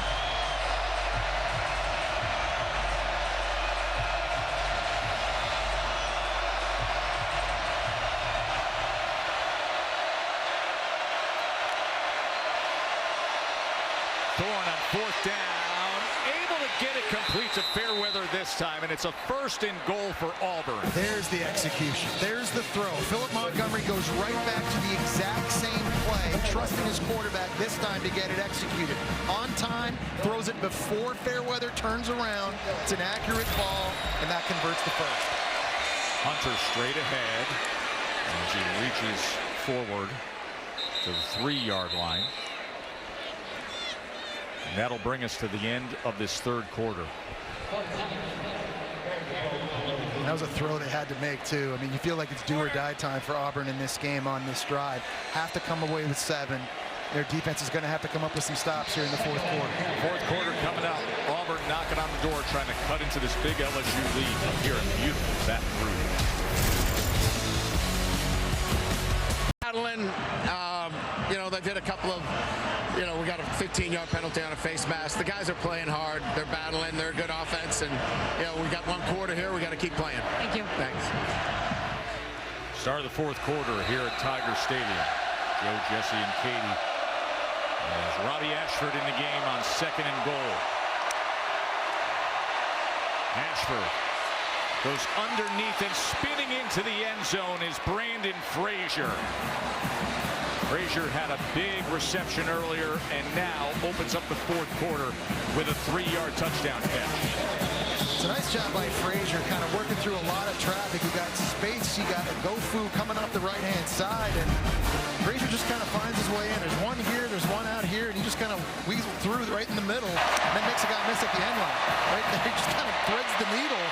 He's able to use a nice little spin move. Good throw by Ashford. And that's a score that Auburn needed so badly. It looks like here they're going for 2, Joe. 18-point gap right now, trying to get it to 16. Play clock is under 5, though. Hugh says, hurry up, let's get this thing going, Robbie. Ashford, 2-point conversion attempt. And goes to the end zone to Frazier again.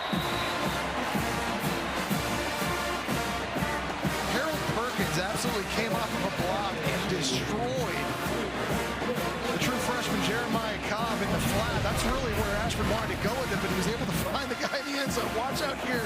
Perkins on the right side right now. That's a receiver. He's not anymore, but great shot by Ashford, keeping the play alive. And now it's a 2-possession game. Hugh Freeze loves it. Kentucky on the SEC Network. Tennessee beat A&M today. Alabama had a bit of a second-half struggle with Arkansas. I'll tell you what, though, teams get better and teams get worse throughout the year, and Alabama's gotten better since putting Jalen Milroe back in at quarterback. These last couple weeks, vertical passing game showing up. And that game against Tennessee next week now is a monster. Hey, what's up, Matt Barry?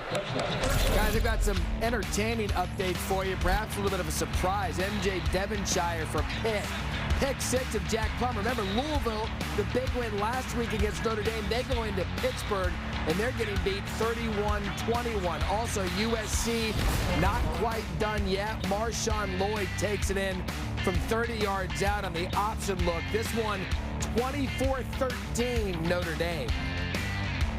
Needs to take Jack Harlow on the road. That's the problem. Well, you got to be able to handle success and not look forward to games against Duke and Miami and Kentucky down the road. You got to handle business right in front of you. Pittsburgh giving them all they want. I'm sure it's exactly what the week was like for Louisville. Every conversation was all about last Saturday against Notre Dame, last Saturday the atmosphere, the big signature win. And how emotionally and physically draining that game was. Now you've got to get 18 to 22-year-olds refocused on the task at hand against a very physical Pitt defense. Not easy to do in the world of college football. Daniels, 3 touchdown passes tonight. 2-possession lead for the home team.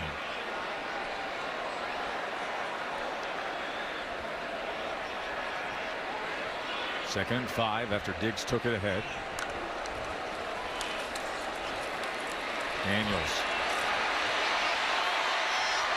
runs ahead for another first down, then turns upfield. He is so equipped as a runner. You wonder what's going on with Jaden Daniels' NFL stock, considering how well he's played through the first half of the season. That shocks me. What is that? But at this point, he's only number 9. I'd argue you could easily make the case that he'd be the 3rd quarterback off the board after Caleb Williams and Drake. He'd probably go in the top 5 picks. Not taking anything away from Sanders, Penix Jr., Bo Nix, J.J. McCarthy, Riley Leonard, Quinn Ewers. But if you've watched Jaden Daniels play through 6 games and this one, you can't tell me all those other guys are getting drafted ahead of him. Listen, if you watched him a year ago, you'd say, okay, he's productive, but he's got a slight build.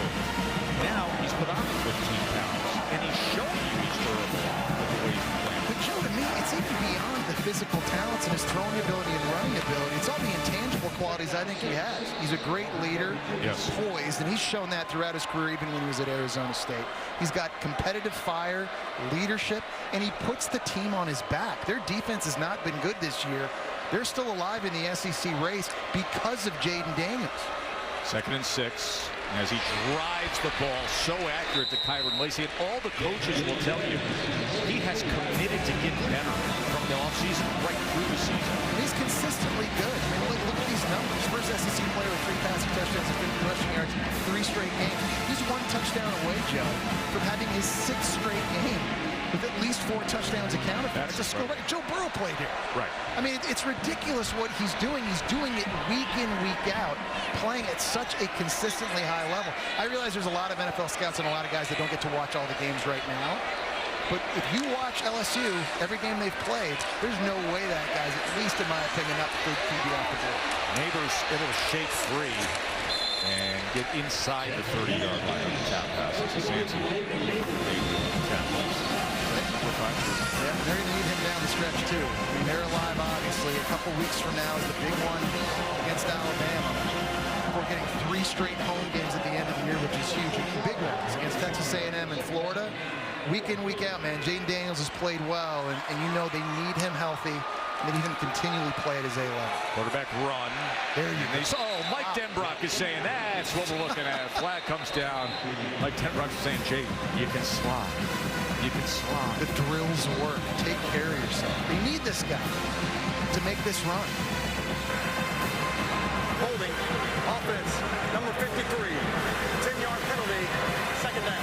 True freshman Lance Hurd, who had to come in the game when Emory Jones left injured in the 1st quarter. Well, we don't know what's going to happen with Emory Jones down the stretch, but they're going to need a true freshman, number 53 at the right tackle spot, to play big for them. And we talked about who they've got coming up. You see right there, Emory Jones on the sideline. He's been so good early this year for LSU, and that big game looming against Dallas Turner in Alabama. They're going to need this true freshman right tackle, Lance Hurd, to keep getting better week in and week out. We're having a delay here. Security has to handle a very well-hydrated participant of the crowd.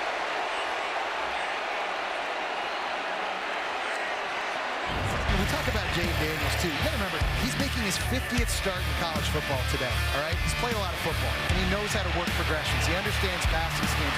Gets to his 4th receiver there, Neighbors, on the in route. This time, gets to his 3rd. It's Lacey on the dig.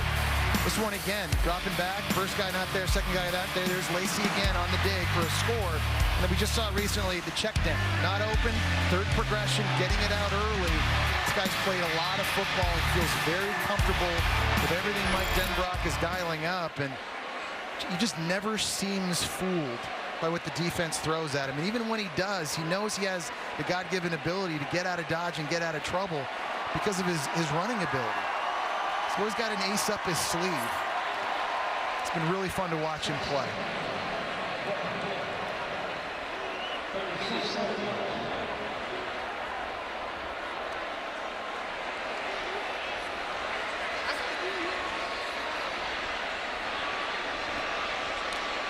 Second and 12. Offensive line did their job, and then Daniels does his job, and then Malik Neighbors turns the corner, and again, what he is capable with the ball in his hand. Man, he is so sudden, Joe, with his cuts, coming back to the football. First job, great job here, putting his foot in the ground, coming back to the ball, down the stem, and now it's just God-given ability after the catch. He just gets himself open. He's dangerous, and that's why he was second in the nation in receiving yards coming into this one. 22 there, 12 of it after the catch. First down, LSU.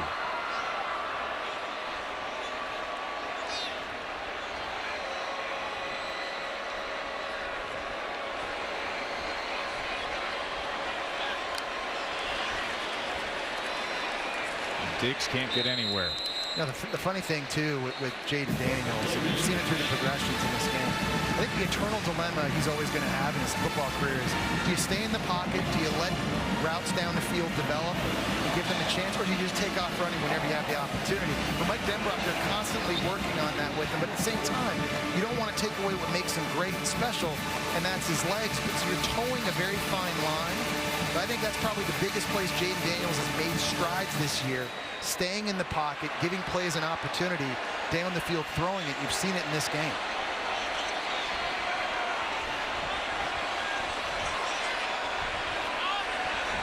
Daniels directing things with Mason Taylor as well as his back and protection. Then they're going to call a timeout with 10:05 remaining. We'll take a quick break. Come right back to Tiger Stadium with the LSU Tigers looking for more.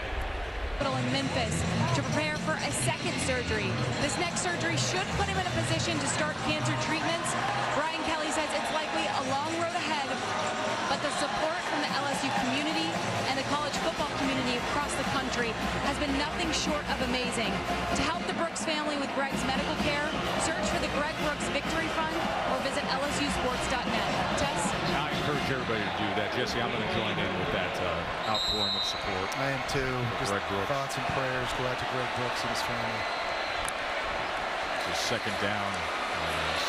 Jaden Daniels keeps it, and Daniels is inside the 10. You know, when we did this game a year ago, it was Greg Brooks who had one of the very big moments at Auburn. Had a late interception.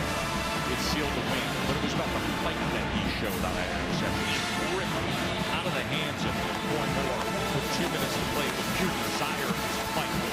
We know he's going to have that similar fight with what he's dealing with right now.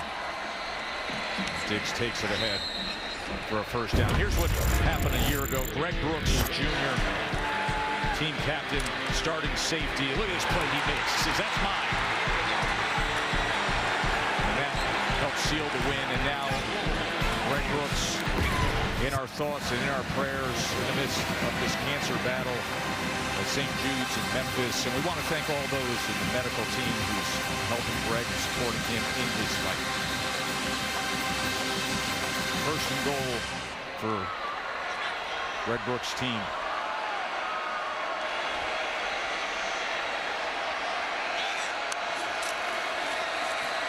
Diggs powers his way into the end zone.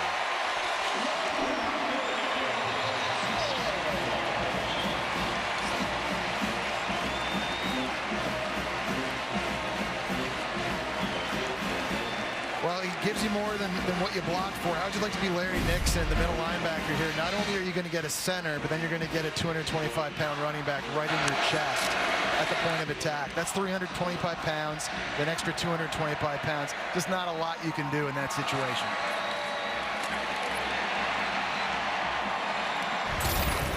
This offense continues to roll.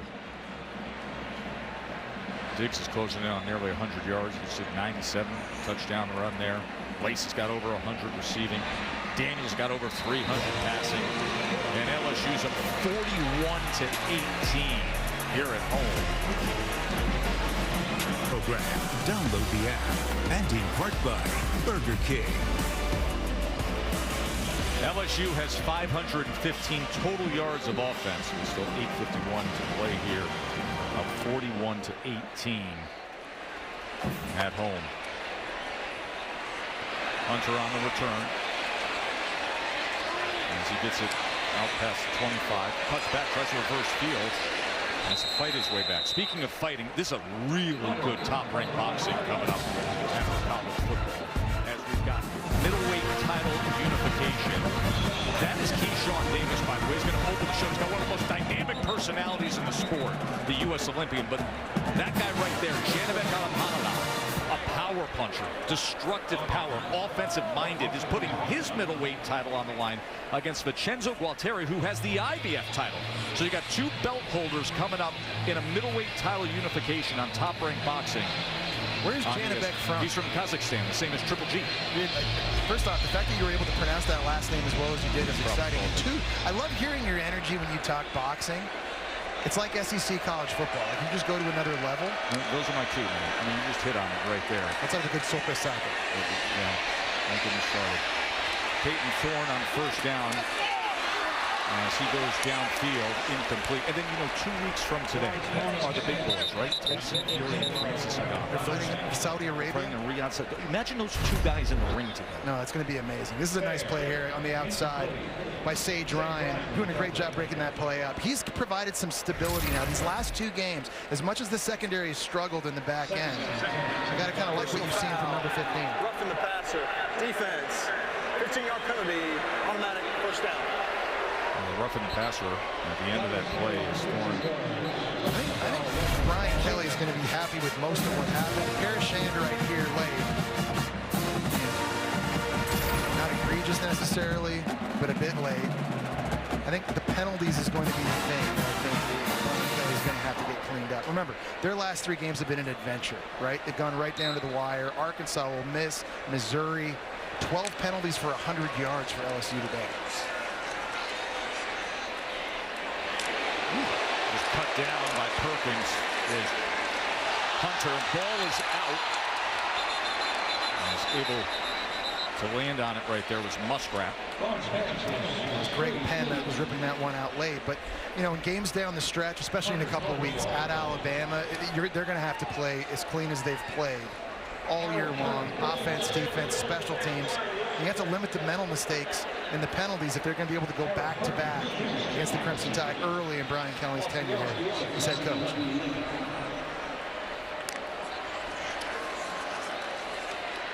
Second down throw right on the fingertips of Jay Fair. Bring up the schedule, LSU. Here's the way things look. Yeah, so they're going to have Army next. Triple option always tough, but this is the one everybody circles at the start of the year. Of course, they won in dramatic fashion here at Tiger Stadium last year. And then you finish up against Florida and Texas A&M here at home. That was Jefferson again batting down the pass of Peyton Thorne. If you're LSU, it's all about just getting better week in, week out. And obviously the secondary that's been a problem for them wasn't really tested here tonight. They will be down the stretch, but I'll tell you, you keep winning. You need Ole Miss to lose one more in conference. They've still got to play the Georgia Bulldogs, by the way, and Texas A&M. They've got some big games themselves, but LSU, you just keep doing what you need to do, and there's a good chance things take care of themselves. Here's a 4th down and 5 for Auburn.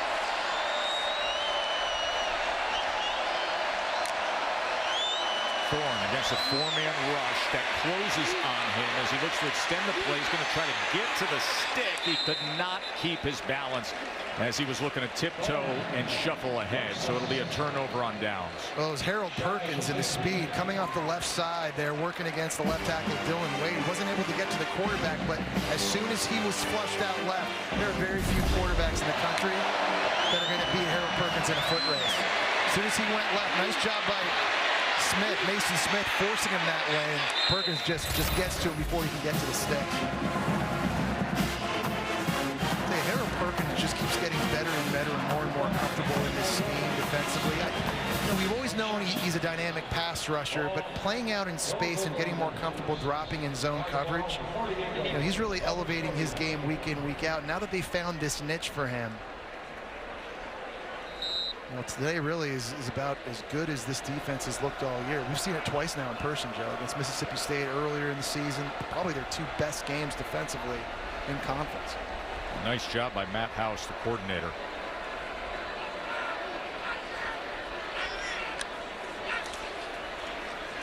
Emery will take the handoff here. And Emery goes for first down. College football rankings, Jesse, are brought to you by AT&T 5G. Yeah, Georgia kind of got out early, and the injury to Brock Bowers all of a sudden kind of gives you a pause and cause for concern. They were able to hold on again against Vanderbilt. Michigan blew out Indiana. Ohio State, Purdue, and then Florida State looked good with Keon Coleman had a massive day catching the ball. I can't wait for next week, though. Is it Michigan, Penn State? Yeah. Is that next week? You know, it's interesting. It's Ohio State, Penn State next week. Right. When you look at that list and you say, well, who has the signature wins? Who has the, Michigan's schedule has been panned. But, you look at Oklahoma and you look at Washington now, and you think about resume, as John Emery thinks about adding to this lead. He just darts ahead for another first down. I think Florida State, too, beating LSU in a neutral site early and then going to Clemson and winning in overtime at this point in terms of the resume. It's been really, really impressive. See, but that's exactly why I always long for the college football playoff, which always feels like a reset of things, rather than this AP pool mentality where your placement preseason. Like, how do you really grade out a team like Oklahoma if you're going to have to, if you really want to sit back and say, okay, let's start with a clean slate? And that is Emery. He's banged up just a bit.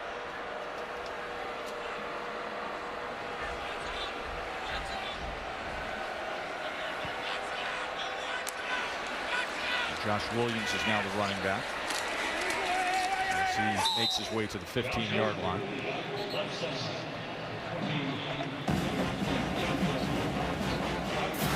Perkins and those linebackers. Perkins had some wild plays. He's had so many wild plays in his career. Had the jaw-dropping game against Arkansas last year. 4 sacks. Had the game against Bryce Young in Bama when he had a sack and 3 quarterback hurries and 8 total tackles. And they moved him around a lot this year. It's been one of the central themes of analyzing LSU, but now they got him in the spot they want with the structure of the defense they like.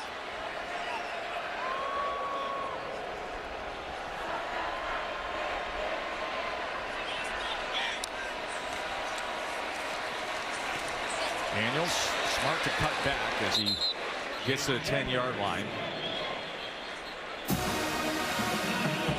Next Saturday, we will see how this Auburn team looks back at home. And again, they face a powerful, high-scoring, fast offense of number 13 Ole Miss. That is the primetime game on ESPN. Dylan Gabriel Bowl, UCF versus Oklahoma. That'll be yes. Boy, he was awesome last week. He really was. I know that was a statement performance and a statement game for them. And Brent Venables. He's just done a phenomenal job there in his second year as head coach. Marking him a yard short. Noah Kane comes into the game. First we've seen him at running back. And he will take it ahead for a first down for LSU. You know, the unsung heroes of this LSU offense. Funny, we talk so much about Jaden Daniels and Malik Neighbors and Logan Diggs. This offensive line, though, in the first half of the season. Yes. Coming into this game, all 5 guys started all 6 games. First time that it happened since 2013. Their run blocking and pass protection is the reason why these skilled players are able to go off each and every week. Why this offense is averaging 45 points a game, tops in the SEC. That might change now, though, because of the injury to Emory Jones, and Lance Hurd, a true freshman. You see him there, number 53, replacing that guy, Emory Jones, at a critical juncture in the season, just weeks away from the big showdown in Tuscaloosa. Daniels on the RPO, gets it to Taylor, and Taylor reaches his way inside the 2-yard line. Mason Taylor. He's another guy, Joe, too. Yep. I mean, he's a freak show, playing out of tight end. 6'6", 255 pounds. Who's seeing his role expand in Mike Denbrock's offense in recent weeks? They're letting him out wide receiver now. They're just letting him run the route tree. And so you're focused on Malik Neighbors and Kyron Lacey and Brian Thomas. Yet there's another guy that you got to worry about. Not so surprising he's as good of an athlete as he is, considering who his dad is, right? His dad, of course, the Hall of Famer Jason Taylor. His uncle, Zach Thomas. It's a pretty good lineage. Second and goal, Williams. In for the touchdown.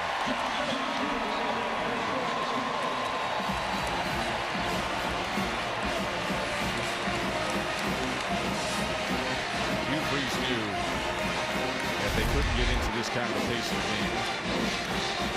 This tough, hard running. I don't know if the knee looked like it may have been down before he crossed the goal line. Look here, Joe.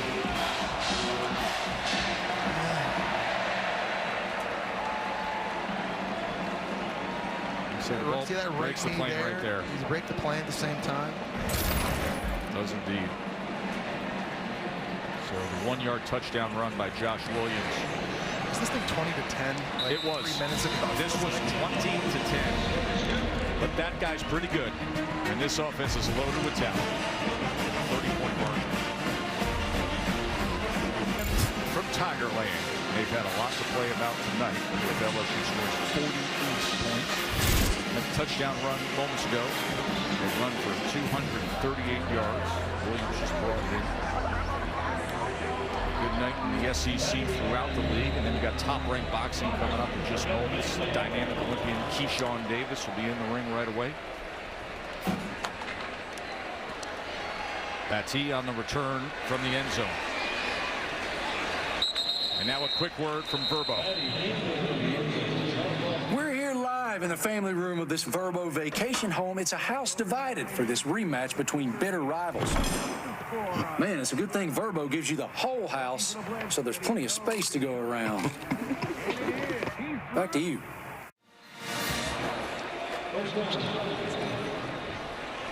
LSU's been in complete control in this second half.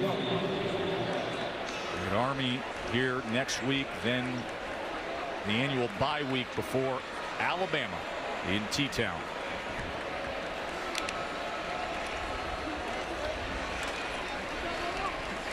Jeremiah Cobb getting a push from the offensive line. How do you build on things for Auburn? Well, I mean, there were some bright spots in the passing game that needed to happen. I think you build on that if you're Hugh Freeze. Look, this is a program and a team that needs to get to a bowl game. They're going to drop to 3-3, but you've got a lot of young guys playing in new schemes that need the extra practices in the offseason to build towards next year, and they're going to have to find 3 more wins, but not a lot of gimmies on the schedule necessarily. Peyton Thorne hold it, put it downfield, but way off the mark of Nick Martin. They get Ole Miss at home next week. There's a little stretch against Vandy, Arkansas, New Mexico State before ending up in the Iron Bowl against Alabama. So, you know, it's all about going back to the drawing board, and it's about focusing on the positives in today's game, playing against a good LSU team on the road in this hostile environment. But they're going to have to continue to take steps forward, especially on offense throwing the ball. Cobb straight ahead. 2 weeks ago, they took Georgia to the limit. Georgia needed Brock Bowers, the All-American tight end, to really carry them late in that game. Had the 40-yard touchdown pass with under 3 minutes to play to get the win against Auburn. Now, Bowers himself may be out for some extended time. Does that change the way you think about Georgia? Oh, absolutely. Because you're talking about arguably the best player in college football, regardless of position, in Brock Bowers and what he's able to do to change the game. Ask Auburn about that in the fourth quarter, as you just mentioned. 3rd and 7 for Thorne, looking to extend the play. He's going to tuck and try to run for that line to gain, which he will get. Right in front of the Weeks brothers. Whit West. Yeah, but Georgia doesn't look like the same dominant Georgia we've seen the last 2 years that have won national championships. And so, you know, how does that affect Carson Beck at quarterback? How does that affect Mike Bobo calling plays if number 19 isn't on the field for the Georgia team?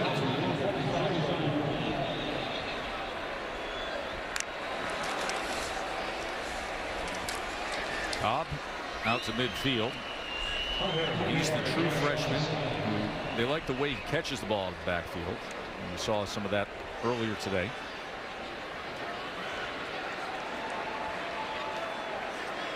This game opened up with Jaden Daniels hitting his stride early. And it never really stopped.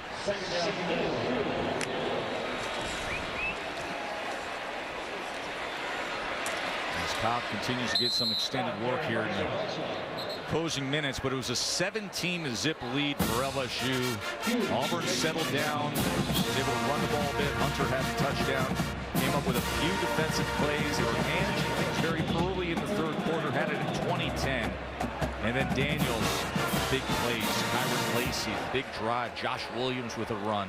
Frazier with a touchdown catch. And they're that talented, and they have that level of playmaking ability where all of a sudden LSU can rip off 21, 28 points just like that. And it makes you believe that they can win every game they play because they can win shootouts week in, week out with all those playmakers they have on offense. And the good news, Brian Kelly talked about it earlier with Katie, is they just got off to a good start in this one, something they haven't been able to do in their last 3 games. Daniels with 325 yards and 3 touchdowns. Kyron Lacey 111 yards and a touchdown. Remember, you got a big-time middleweight title fight coming up on Top Rank Boxing between Janibek Alcantara and Vincenzo Gualtieri and the U.S. Olympian Keyshawn Davis in action. LSU 48-18. Jaden Daniels trying to keep his name in the Heisman race. Wrap things up from here at